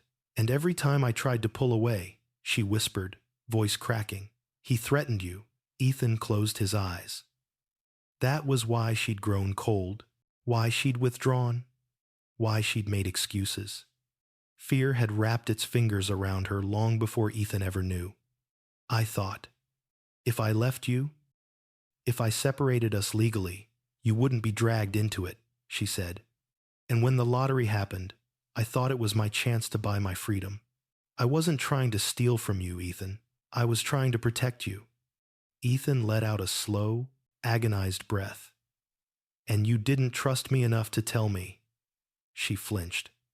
"I didn't want you hurt. And Marcus, he promised me he'd leave you alone if I paid him." Her voice dropped to a whisper. "But I think he never planned to let either of us go." Silence filled the car, heavy and suffocating. Allison kept her eyes on the road, giving them space but absorbing every word. "We can use this," she said calmly. "The coerced debt, the threats, the forged agreements. Everything you signed under duress strengthens your case. It proves you were manipulated." Lila nodded but didn't look relieved. "Will he get out?" The question cut through Ethan like a blade. Sloan had been arrested, yes, but criminals with power rarely stayed locked up long. Men like him had money, influence, networks. Allison didn't sugarcoat it. If the FBI has enough on him, they'll hold him. But Sloan always has contingencies. So we move fast. We build a case stronger than anything he can dismantle. Ethan finally spoke again, voice low. "What happens now?" "Now," Allison said, "we turn everything you found into leverage." Ethan straightened slightly as she elaborated. "The transfers you discovered, illegal. The threats, criminal. The notebook, evidence of coercion, combined with Sloane's reputation and Lila's testimony. This becomes not just a divorce case, but a federal investigation." She glanced at Lila. "And if you cooperate fully, the prosecutors will go easier on you." Lila nodded numbly. "I'll tell them everything." Ethan asked quietly, "How does this affect the lottery money?" Allison's tone sharpened. "Legally, the winnings were obtained during the marriage. Joint property, normally split 50-50. She paused. "But if one spouse engages in criminal activity during the marriage activities that jeopardize the financial stability of the household, the court can award the rightful spouse a disproportionate share." Ethan stared at her, processing. "And if that criminal activity involved attempts to hide or misuse marital assets," Allison continued, "the innocent spouse can receive almost everything." Almost everything. A thunderous silence fell inside the car. Lila pressed a hand to her mouth. Devastated. "Ethan, if the money goes to you, that means I lose everything." Ethan looked at her. Really looked at her. She wasn't begging. She wasn't manipulating. She was accepting a quiet, painful resignation that came from knowing she'd built her own downfall, brick by brick. "I didn't want it to be like this," she whispered. "I never wanted you to get hurt. I never wanted to lose you. I thought I could shield you from everything, but I failed. And now you deserve whatever the court decides. Even if it means I walk away with nothing." The confession shattered something in Ethan, but not in the way he expected. It shattered the resentment, the confusion, the hatred he thought he should feel. He couldn't say he forgave her. He wasn't sure he ever could. But he understood her now, in a way he hadn't in years. And understanding changed everything. By the time the car rolled into the secured federal facility, a nondescript building with reinforced walls and watchful guards, Ethan felt something unfamiliar flicker inside him. Not peace, not closure, just clarity. Inside the briefing room, agents gathered evidence, recorded statements, and made copies of the notebook Ethan had discovered. Lila recounted her story with shaking hands, while Ethan remained by the wall, arms crossed, absorbing every detail. When she finished, an agent approached Ethan. "You've unexpectedly become critical to this case," he said. "Your involvement, your documentation, your testimony, it puts Sloan exactly where we need him." Ethan nodded stiffly. The agent lowered his voice. "And frankly, your wife is safer now than she's ever been." Lila exhaled shakily. Relief, washing through her like a wave. When everyone finally left the room, Allison lingered behind. "You did well tonight," she said softly. "You kept your head, and you made the right calls." Ethan gave a weary, hollow laugh. "I didn't feel like I kept my head." "That's what makes it impressive," Allison replied. She gathered her materials, then added, "Tomorrow, we file for protective orders. We freeze Lila's accounts to prevent Sloane's men from reaching them. And we prepare for the divorce hearing." The words felt surreal. Divorce. Even after tonight, even after the truth, those 6 letters still cut him. "But Ethan," she added gently, You need to understand something. He looked up. All the evidence points to one outcome. The court won't just deny Lila the $100 million. She held his gaze. They will give all of it to you. The room seemed to tilt. Ethan steadied himself on the table. He had walked into this nightmare losing everything. His marriage, his trust, his sense of stability.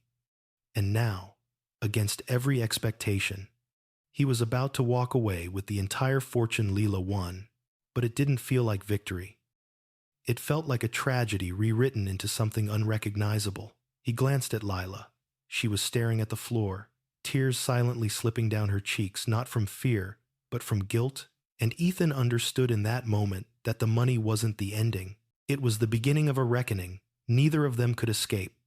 Tomorrow, the world would learn the truth. Lila Ward wasn't the victim. She wasn't the villain. She was the mistake. And Ethan, the man she tried to cut out, would become the sole heir to the fortune she had gambled her soul to control. Morning arrived without permission. Ethan had barely slept in the federal safe house. Sleep felt like a luxury people in normal lives enjoyed, not men whose worlds were collapsing and being rebuilt in the same breath. But the sun came anyway, casting a pale light across the sterile room where he sat alone. Today was the first court hearing, not for the divorce, for the injunction. The one Allison promised would flip every piece of Lila's carefully orchestrated plan upside down. He dressed slowly, the weight of the moment settling over him like a heavy coat. When he stepped into the hallway, he found Lila waiting, hands clasped, shoulders slumped, eyes swollen from the night she spent recounting years of secrets to federal agents. She opened her mouth, then closed it again. He nodded gently. "We'll talk after," he said quietly. She nodded back, relief and grief wrestling inside her. Allison arrived moments later, crisp suit, sharp eyes, and a folder in hand, thick enough to break the case open. When she saw Ethan, she gave him a tight but confident smile. "Ready?" "No," he admitted. "Good," she said. "People who are ready walk into court arrogant. You'll walk in honest, and that's the strongest advantage you have." The courthouse was buzzing with quiet energy. Federal cars were discreetly parked nearby. The agents from the night before were in attendance, ready to support the motion. Cameras weren't allowed inside, but several journalists lingered outside. Drawn by rumor, winning $100 million attracted attention. A criminal extortion scandal attracted more. Inside the courtroom, the air was cold, tense, reverberating with whispered speculations. Lila sat at a separate table, flanked by a court-appointed attorney. The federal investigation required neutrality until charges were formally placed, so she was not permitted to sit with Ethan. She looked fragile, in a way Ethan had never seen her spine shrunken. Her resolve softened into something that resembled remorse. Across the room, Marcus Sloan was nowhere to be seen, but his presence was felt. Shadows don't need bodies to loom. The judge entered, a stern woman with sharp features and a voice that could cut stone. When she called the case, Ethan felt his pulse spike. Allison rose first. "Your Honor," she began, "we are requesting an immediate freezing of all marital and personal assets belonging to Lila Ward due to overwhelming evidence that these assets have been used or are intended to be used in criminal financial transactions involving one Marcus Sloan." The judge raised a brow. "Criminal transactions? Allison nodded and placed the thick folder onto the evidence table. "We have detailed bank transfers, threatening communications, coerced agreements, and federal testimony. Mrs. Ward is cooperating, but her financial activities put the marital estate at severe risk." The judge flipped through the pages, her expression slowly shifting from skepticism to concern. Lila's lawyer stood next, her tone gentle but strained. "Your Honor, my client acknowledges her involvement with Mr. Sloan, but requests leniency. She acted under duress, both emotional and financial." The judge looked to Lila. "Is that accurate?" Lila stood, clasping her shaking hands. "Yes, Your Honor. Ethan watched her, feeling the complexity inside him twist tighter. Seeing her like this broken, trembling hurt in ways he didn't expect? And do you confirm that your husband was unaware of your dealings with Mr. Sloan until recently? Yes, she whispered. And did you attempt to file for divorce on the same day you acquired the lottery winnings? A pause. Yes. Why? Lila swallowed. Because I believed distancing him from me was the only way to protect him. Ethan closed his eyes. There it was, the truth. Broken, misguided, catastrophic, but truth. The judge leaned forward. Mrs. Ward, your intentions may have been protective, but your execution was destructive. You placed your spouse in legal and physical danger. Lila nodded, tears slipping down her cheeks. Allison stepped forward again. Your Honor, we request urgently that the court award temporary sole control of the full lottery winnings to Mr. Ethan Ward until the criminal investigation concludes. This will prevent the funds from being funneled into Sloan's network. The judge considered this a long, agonizing moment. Finally, she spoke. Given the gravity of the allegations, the evidence provided, and the threat posed by Mr. Sloan, the request is granted. Effective immediately.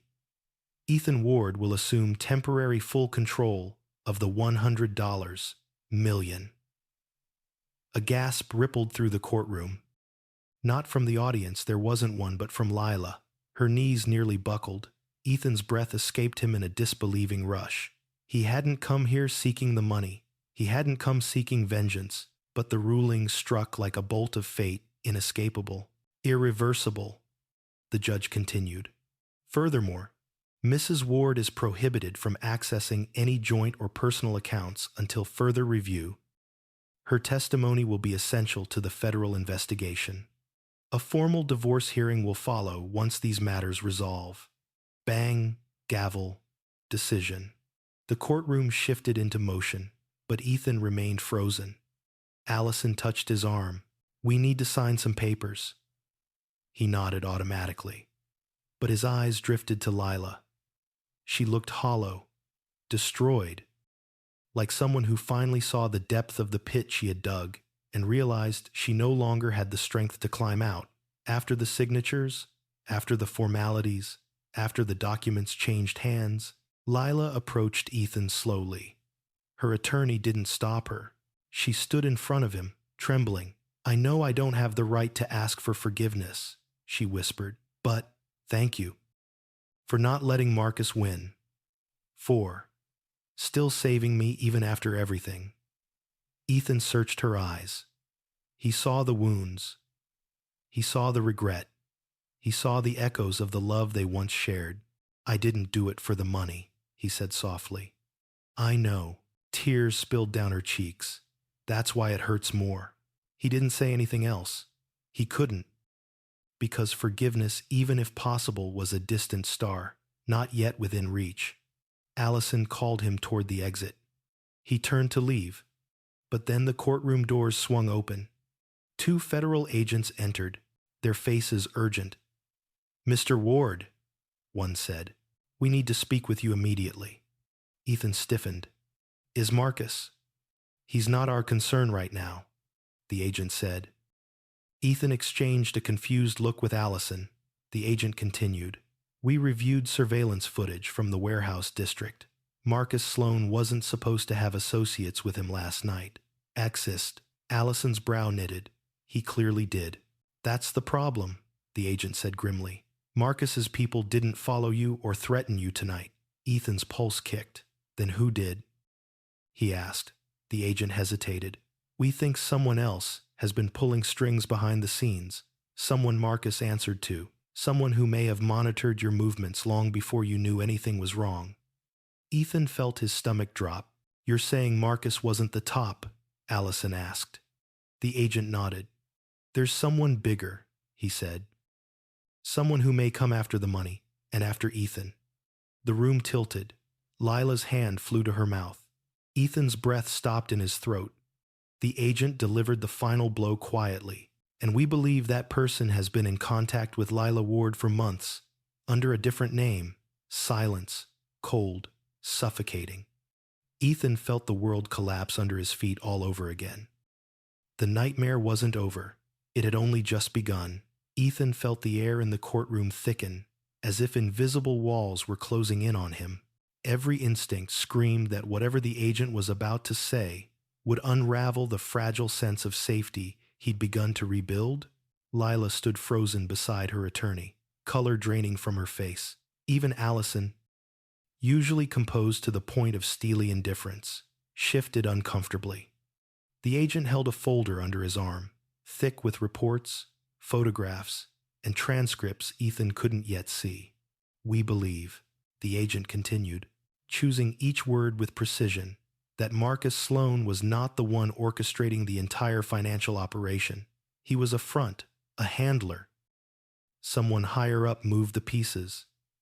Someone who didn't want their name linked to any illegal transfer." Ethan's stomach clenched. "And you said this person contacted Lila?" The agent nodded. "Months ago. Maybe longer." Lila's eyes widened in terror. No, I only spoke to Marcus. I never." "Mrs. Ward," the agent interrupted gently, "may we speak with you and your husband privately?" Husband. The word felt strange now, like a memory of a title rather than a living truth. But Ethan nodded, and the group moved into a smaller consultation room down the corridor. The walls were bare, the lighting cold, as if designed to strip comfort away the moment one entered. The agent placed the folder on the table and flipped it open. Ethan expected a photo of Marcus, maybe his criminal associates. He didn't expect to see a woman, middle-aged, sharp eyes, a controlled, analytical expression. Her name, printed clearly beneath the photograph, made his pulse spike. Victoria Hale. He didn't recognize it, but Lila reacted instantly. A strangled gasp escaped her, and she stumbled backward into a chair. No, it can't be her." Ethan turned sharply toward her. "You know this woman?" Lila covered her face, shaking violently. I thought she was someone else. She told me her name was Erica. She said she was a financial advisor, someone who could help me get out from under Marcus. I didn't know she was connected to him. I swear, Ethan, I didn't know," the agent continued calmly, though his expression revealed the weight of everything he was saying. "Victoria Hale is the architect behind one of the largest shadow finance networks we've seen. Shell corporations, offshore laundering, political infiltration. Marcus Sloan was one of dozens she used to handle ground-level operations." Ethan sank slowly into a chair, the weight of the revelation pressing on his chest. So while Marcus threatened her up front, this woman was manipulating her from behind the scenes. "Yes," the agent confirmed. "Victoria Hale often approaches individuals who are vulnerable or indebted. She offers them a way out, but the moment they accept, they belong to her permanently." Lila sobbed quietly. "She told me she could help me escape Marcus. She said she had the power to erase debts, forge legal documents. I believed her because she always knew things before I even said them. She said she worked for a quiet firm in New Haven." Her voice cracked. "I thought she was saving me." Ethan felt a dull throb in the back of his skull, a mix of frustration, sympathy, and disbelief. "Lila, why didn't you tell me about her? Why didn't you even try?" Lila lifted her tear-soaked eyes. "Because she warned me. She warned that if I ever spoke about her, she would expose Marcus, and Marcus, he would blame me. You saw what he did tonight, Ethan. Imagine what he would have done months ago if he thought I betrayed him." Allison folded her arms, her gaze laser-focused. "Victoria used Marcus as a weapon, a threat." The agent nodded. "Exactly. She projected herself as the savior while controlling both ends of the chain. Classic entrapment strategy. She turned your wife into a pawn without her realizing it." Ethan leaned forward. "So what does she want now?" "The money." "She wants the leverage the money brings," the agent said. $100 million moving through accounts is enough to trigger federal audits. But if she controls the movement, she can bury the trail. Money like that launders itself if routed correctly. Lila whispered. She told me the divorce was smart. She said separating assets would protect me and keep Ethan out of danger. She wiped her trembling mouth. But I think she wanted the winnings clean. In one name, mine. Easier to control. The room fell silent. Ethan felt sick. Every decision Lila made, cold, cruel, devastating, had been influenced by someone else's hand. But that didn't erase the hurt. It added layers to it, twisted it into something too complicated to comprehend. Allison took a breath and turned to the agents. What's the immediate threat level? High. One agent answered. Victoria Hale's network is harder to track. If she realizes Sloan has been detained, she may take drastic measures to secure the money. Lila clamped a hand over her mouth. She'll come after me. She'll come after Ethan. She'll take whatever she wants. Allison placed a steady hand on her shoulder. Not if we get ahead of her. The agent slid a piece of paper across the table. It was an untraceable phone number. If either of you receive a call from this number, do not answer. It's one of hers. Ethan stared at the digits, his skin crawling. What now? He asked. We prepare for the next phase, the agent said. This afternoon, your wife will provide an extended statement. You, Mr. Ward, will give testimony as well. Then we file a federal protective order. And tomorrow your divorce hearing proceeds. Ethan blinked. Tomorrow? Yes, Allison said. The court is expediting it due to the criminal circumstances, and you should know. She hesitated. Measuring her words, Ethan braced himself. The ruling will not be in Lila's favor. Lila didn't cry this time. She simply closed her eyes, accepting a fate that had long been circling her. When they left the room, Ethan lingered behind for a moment. He stared at Victoria Hale's photograph, memorizing her controlled expression, her sharp eyes, her silent threat. Lila had fallen for the lies of a master manipulator. Ethan wasn't about to. As he stepped into the hallway, his phone buzzed. A single message. No number. Just text. You were never the target, Ethan. She was. But now you have something I need. His pulse stopped. Another message came instantly. We'll speak soon. He stared at the screen, dread rising like a dark tide within him. Whatever Marcus had been, Victoria Hale was infinitely worse, and she had just revealed she wasn't done. He closed his eyes, steadied his breath, and whispered to himself, This isn't over. Behind him, the door to the consultation room closed quietly. Ahead of him, the real battle was just beginning. The courthouse smelled of polished wood and old echoes, the kind of place where truths were forced into the light whether people were ready or not. The next morning, reporters gathered like vultures outside the steps, hungry for scraps of a story they barely understood. Lottery winner involved in federal scandal, marriage collapses, criminal financial network exposed. They didn't know the half of it, but they would soon. Inside, the tension clung to the air. As Ethan walked through the hallway beside Allison, his suit felt stiff, unfamiliar. He hadn't slept more than an hour. His mind churned with the cryptic messages from Victoria Hale. She said he had something she needed. Something deadly enough that she'd reach out herself rather than send someone else. Allison read his expression as they walked. You didn't sleep. He gave a dry exhale. What gave it away? What gave it? You look like a man preparing to walk into fire. Isn't that exactly what we're doing? He asked. She didn't argue. Across the hall, Lila sat alone on a bench, hands cradled in her lap. Posture folded inward like someone bracing for an avalanche. When she saw Ethan, she stood but slowly, unsure if she had the right to approach him. You don't have to talk, Ethan said softly, stopping in front of her. But I want to, she whispered. Ethan, whatever happens today, whatever the judge decides, I accept it, he swallowed. Even if it means losing everything. She nodded. I already did. He didn't respond, but something in him twisted painfully. Allison gently placed a hand on his arm, a reminder. The hearing was minutes away. This wasn't the time for an emotional reckoning. The courtroom filled quickly.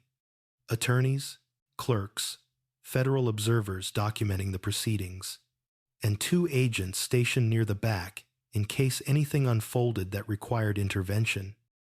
Then the door opened, and for a heartbeat, Ethan's blood ran cold. A woman entered.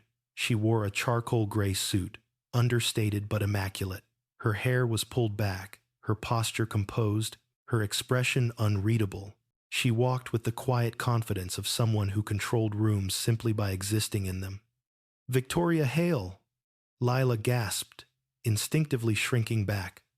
"Oh God!" Ethan's breath turned shallow. How did she get in here? Allison's face hardened. She's not under arrest. Not yet. And hearings are public.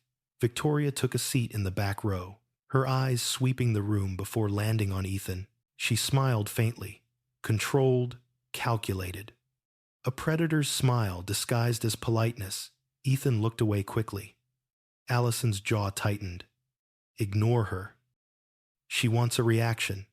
He tried, but the weight of her gaze pressed against his spine like a cold hand. Moments later, the bailiff called the court to order. The judge entered. This hearing would determine the temporary and possibly permanent division of assets, including the $100 million. It wasn't the final divorce, but the most important step, and Victoria Hale's presence changed everything. Lila's attorney spoke first, painting a picture of a woman manipulated, threatened, cornered into decisions that spiraled beyond her control. She emphasized fear, psychological coercion, and the enormous influence Marcus Sloan wielded over her. But the judge's face remained stern and unmoved. Sympathy could acknowledge a tragedy, but law demanded evidence. Then Allison rose. Her voice filled the room, steady and commanding. She outlined the timeline: unexplained financial activity, coerced agreements, threats against both Lila and Ethan, attempts to hide assets, and Lila's secret communication with someone she believed to be a financial advisor, but who was, in truth, Victoria Hale. Not only did Mr. Ward have no knowledge of these activities, Allison said, he became the primary target once he uncovered evidence of Miss Hale's network. We have documented threats, surveillance, attempts to follow him, and witness testimony. The judge listened intently. Allison continued. Given the criminal implications and Mrs. Ward's cooperation, Mr. Ward is not seeking punitive damages, only protection of the marital estate from being seized or laundered by outside parties. The judge leaned forward. And you believe Mrs. Ward cannot safely manage the lottery winnings? Allison nodded firmly. Correct? Not while she is still entangled in an active federal investigation. There was a murmur in the courtroom. Then the judge looked to Lila. Mrs. Ward, did you knowingly attempt to conceal marital funds or transfer them under the direction of Marcus Sloan or Victoria Hale? Lila stood slowly. Her legs trembled. I didn't want to. I didn't want any of this. I wanted to get away from them. But yes, I made transfers. I used accounts they told me to use. I kept secrets. Her voice cracked. I was afraid for my life. And for Ethan's. AP. And do you understand the legal consequences? Yes, she whispered. And do you accept that Mr. Ward may receive full control of the assets? Her breath hitched pain, regret, resignation, colliding in her chest. Yes, there was something agonizing about watching a person surrender their fate so completely. Ethan felt it in his bones. He'd come into this court ready for truth, but he hadn't expected the truth to taste like ashes. The judge exhaled deeply and prepared to deliver her ruling. But then, Victoria Hale stood. The courtroom froze. Your Honor, she said calmly, may I submit a statement as an interested party? Gasps, shock, whispers. The judge frowned. You are not listed as counsel or a witness. No, Victoria replied, stepping forward. But I have relevant information that directly affects the ownership and security of the assets under review. Allison whispered sharply to Ethan. Do not look at her. Do not react. But Victoria's eyes were already on him. Mr. Ward, she said smoothly. The money your wife won belongs to me. The room exploded in noise. The judge slammed her gavel. Order. Victoria handed a sealed envelope to the bailiff. Calm, ready, predictive. Inside were documents, contracts, agreements, financial mappings, none signed by Ethan, but many bearing Lila's forged or coerced signature, Victoria continued. These funds were intended to settle an outstanding debt that Mrs. Ward owed my firm. She agreed, explicitly, that upon collection, the total sum would be transferred as repayment. Mr. Ward stands here claiming innocence, yet he holds assets that legally belong to my organization. The judge's eyes narrowed. Ms. Hale, this is highly irregular. Allison rose like a blade being unsheathed. Your Honor, these are forged documents. We have dozens of pages proving Ms. Hale's coercion, illegal transactions, manipulation, and threats. She is attempting to assert unlawful ownership of a marital asset. Victoria tilted her head, smiling faintly. Prove it. We already have, Allison snapped. Mr. Sloane's arrest confirms everything. Victoria's eyes gleamed. Marcus Sloane was an incompetent subordinate. His arrest means nothing for my affairs. Allison stepped forward. Your affairs are criminal. Allegedly, Victoria corrected. The tension crackled. The judge flipped through the documents handed to her, her expression tightening. These signatures, she murmured. Mrs. Ward, did you sign any agreements transferring funds to Ms. Hale? Lila shook her head violently. No. She forged them, or tricked me, I don't know. But I never agreed to give her the money. Victoria's voice dropped to a chilling whisper. Mrs. Ward, I warned you what would happen if you caused complications. Ethan felt a jolt of fury, rising like heat under his skin. But before he could speak, the judge slammed the gavel again. That is enough, Ms. Hale. Your statements will be reviewed, but your presence here is inappropriate until verified evidence proves otherwise. This court recognizes the lottery winnings as uncontested marital property. Victoria's face remained composed, but something dangerous flickered in her gaze. The judge continued, given the criminal influence surrounding Mrs. Ward's financial dealings, and the threat posed by both Mr. Sloane and Ms. Hale's network, this court awards temporary full control of the $100 million to Mr. Ethan Ward. Victoria didn't flinch. Lila closed her eyes as tears fell silently. Ethan felt the ground shift beneath him. All additional claims, the judge said sharply, will be dismissed pending federal investigation. Bang. The gavel struck. The ruling was made. Victoria Hale's calm expression finally cracked, but only slightly. The smallest curl of her mouth suggested this wasn't defeat. It was delay. As she exited the courtroom, she passed close to Ethan. Close enough for her perfume to fill his lungs. Close enough for her whisper to barely break the air. You may have won today, she said, but you've stepped into a war you don't understand. She walked away. Lila sank into her seat, shaking. Allison placed a reassuring hand on Ethan's arm. We expected a fight. We didn't expect her. But we still won. Ethan stared at the door Victoria had walked through. This victory didn't feel like triumph. It felt like provocation. And somehow, he knew, Victoria Hale wasn't finished, not even close. The courthouse emptied slowly, each echo from the old wooden benches drifting like ghosts behind the people who filed out. But Ethan remained seated, unmoving, staring ahead as though the judge's final words still trembled in the air. Full temporary control of the $100 million awarded to Ethan Ward. He hadn't come here for money, not once. Yet now he was walking away with everything Lila had once dreamed of, and everything she had tried so desperately to shield him from. Allison gathered her neatly stacked papers with the precision of someone who'd won a battle but already anticipated the next. Ethan, she said softly, we need to leave. Federal escorts will take us back. Victoria won't try anything inside the courthouse.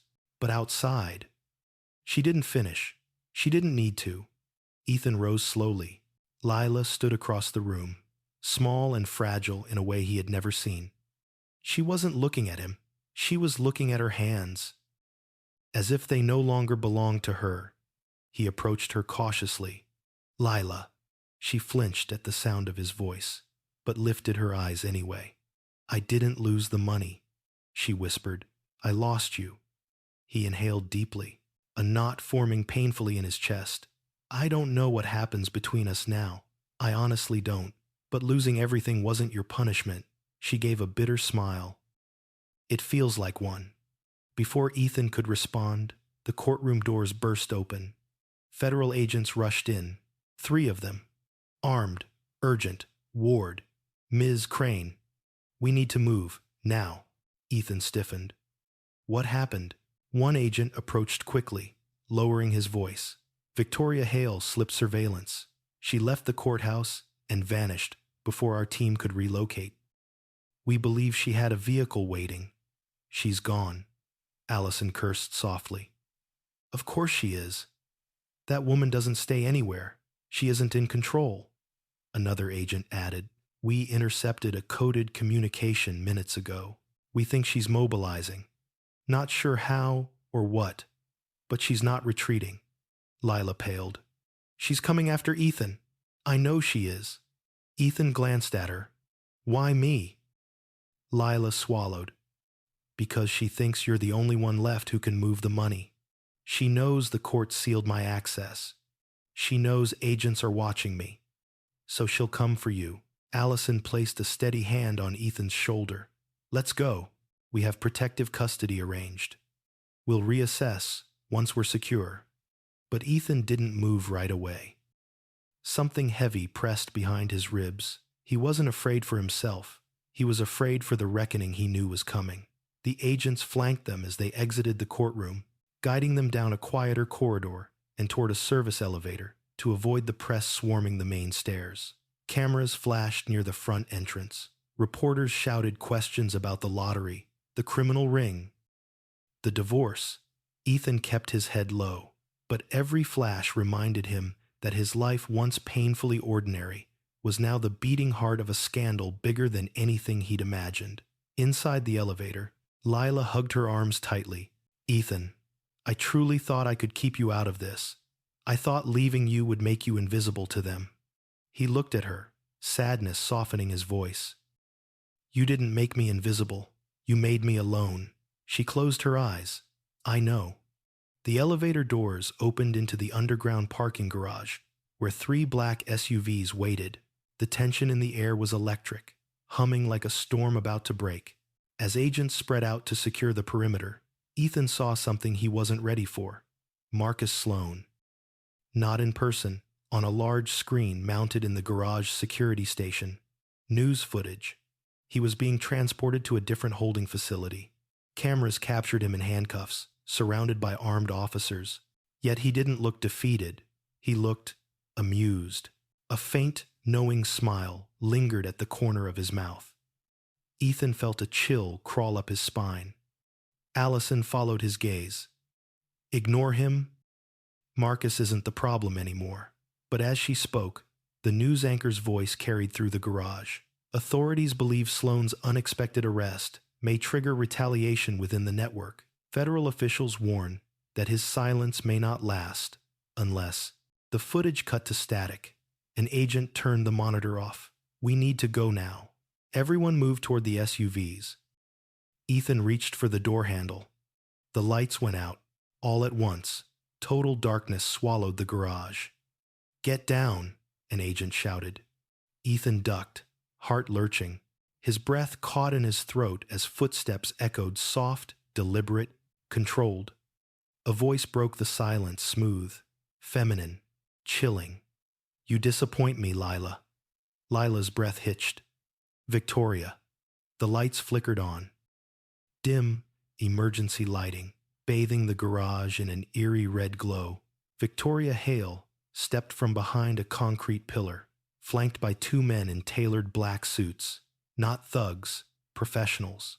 Their eyes were cold, dead, calculating.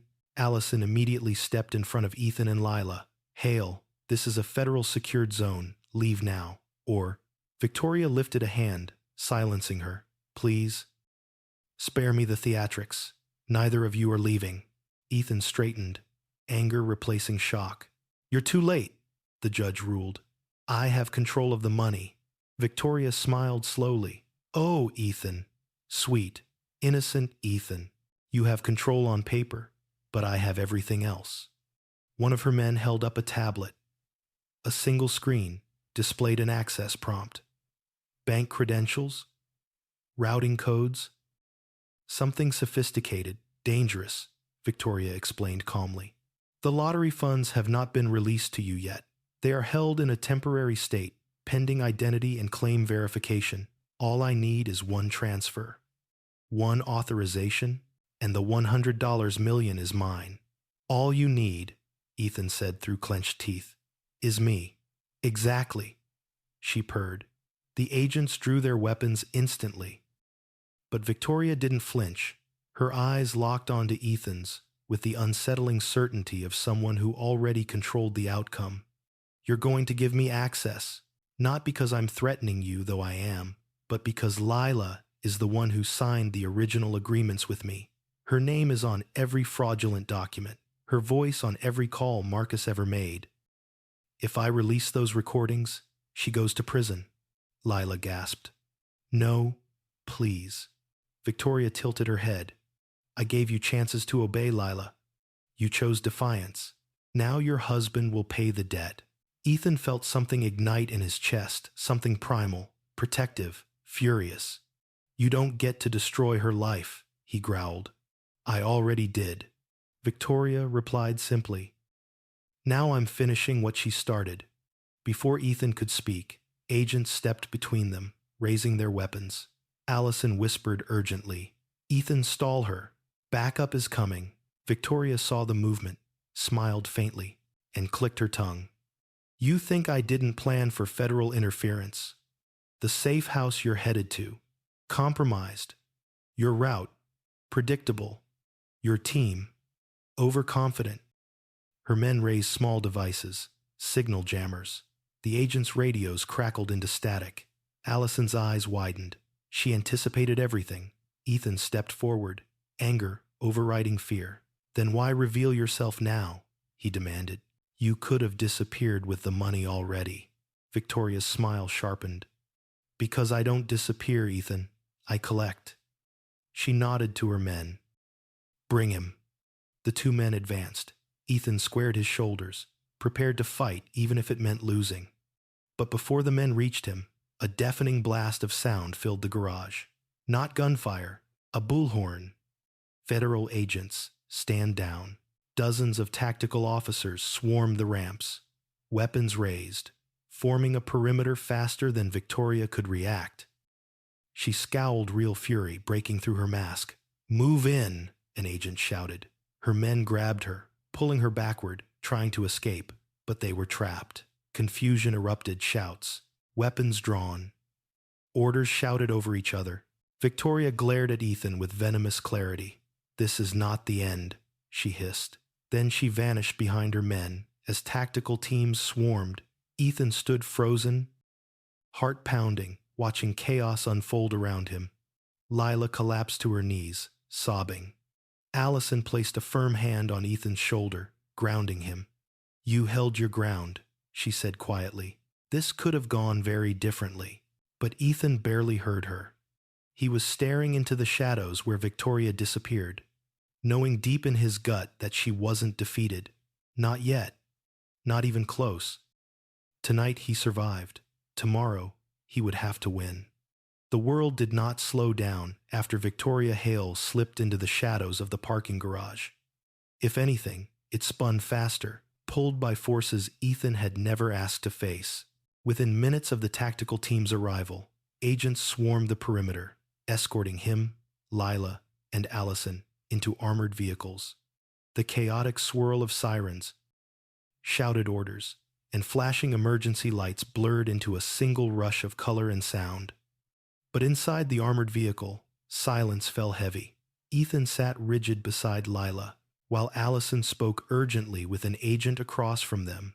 The vibration of the engine rattled through the steel benches, and overhead fluorescent lights flickered faintly, casting Lila's pale face in a ghostly glow. "Victoria won't stop," Lila whispered, voice trembling as she clutched the blanket draped over her shoulders. "She doesn't lose. She always has a backup plan." Ethan's jaw tightened. "She just lost one." But the words tasted hollow. He wasn't sure he believed them. Victoria Hale didn't strike him as someone who lost anything without choosing to. Allison lowered her phone, the faintest crease between her brows. "The tactical team is sweeping the garage. Initial report says 2 of Hale's men were captured, but Hale herself vanished. We think she had an escape route planned, maybe several." Lila flinched. "She always warned me she could be anywhere, that she could disappear between breaths." "Then, we need to make sure she never gets close to you again," Ethan said, the way Lila looked at him, then broken, grateful, ashamed all at once, made his chest ache with something he didn't want to name yet. The vehicle jolted as it made a sharp turn. Allison steadied herself.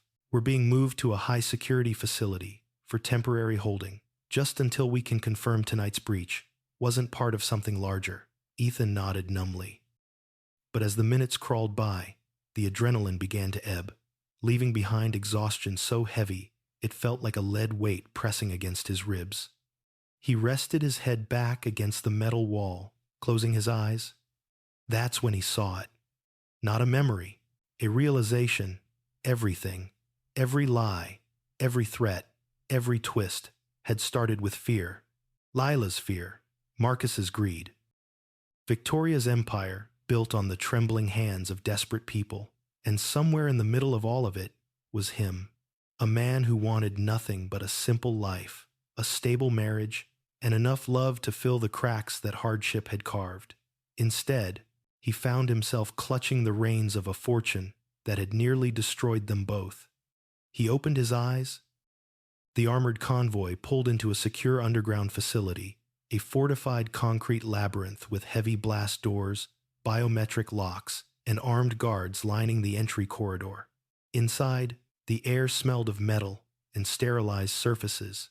Agents led Ethan and Lila to separate interview rooms for debriefing. Before they parted, Lila stopped him with a trembling touch. "Ethan, I don't expect forgiveness. I know what I did. I know the weight of it. But I need you to know something." He swallowed, bracing.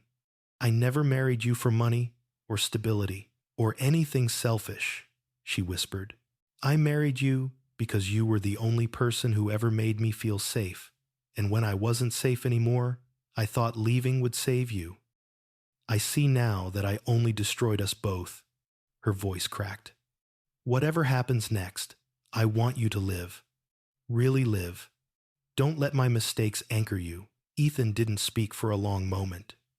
He finally said, "What happens next isn't just about blame. It's about healing." Her breath hitched. "Can there be healing after everything?" "I don't know," he admitted. "But we'll face whatever comes." The agents guided them apart. Hours passed long, draining hours filled with questions, reports, affidavits, and strategy sessions. Ethan cooperated fully, providing every detail he remembered. Lila did the same, her account raw and painful, laying bare the years of manipulation that had led to this point. By dawn, the formal statements were complete. Ethan stepped into a quiet observation room where Allison waited with steaming coffee and an expression that suggested she'd been awake longer than he had. She handed him a cup.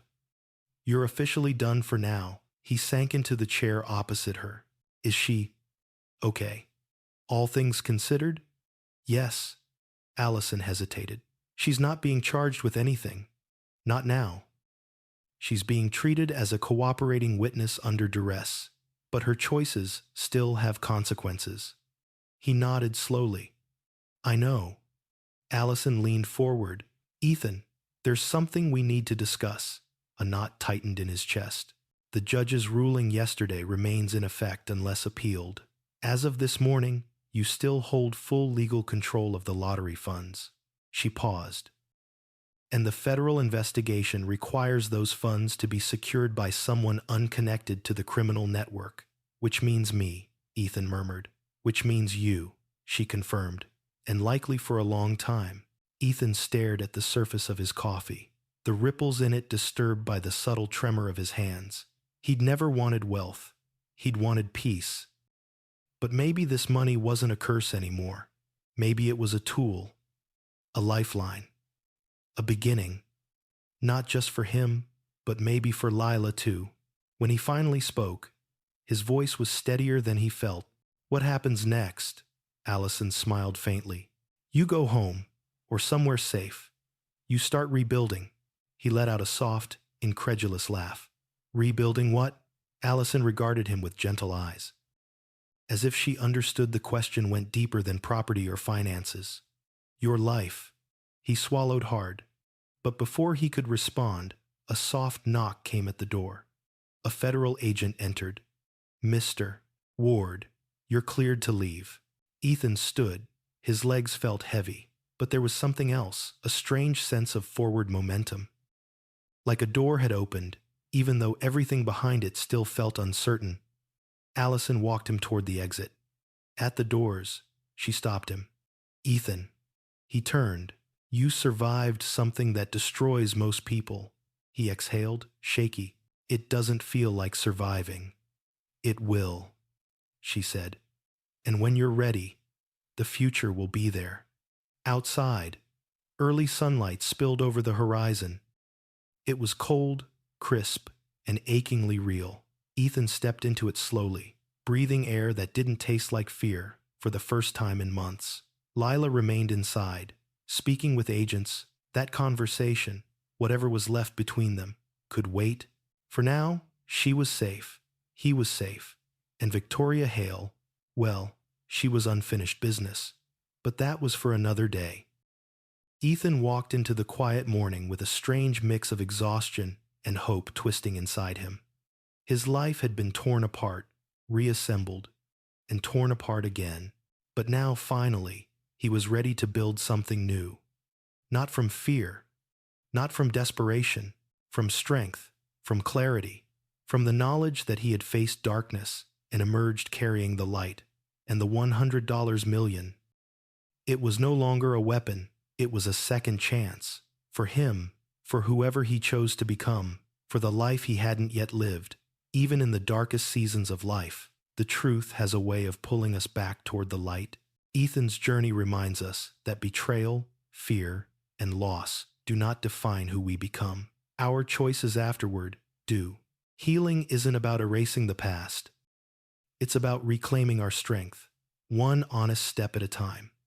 Sometimes, life shatters in ways we never expect, only so we can rebuild with clearer eyes and a stronger heart. And no matter how broken things seem, courage always begins with refusing to give up on ourselves. If this story moved you, I'd love to hear your thoughts. Share your feelings in the comments below. And if you enjoy powerful, emotional journeys like this one, don't forget to subscribe to the channel for more stories that stay with you long after they end.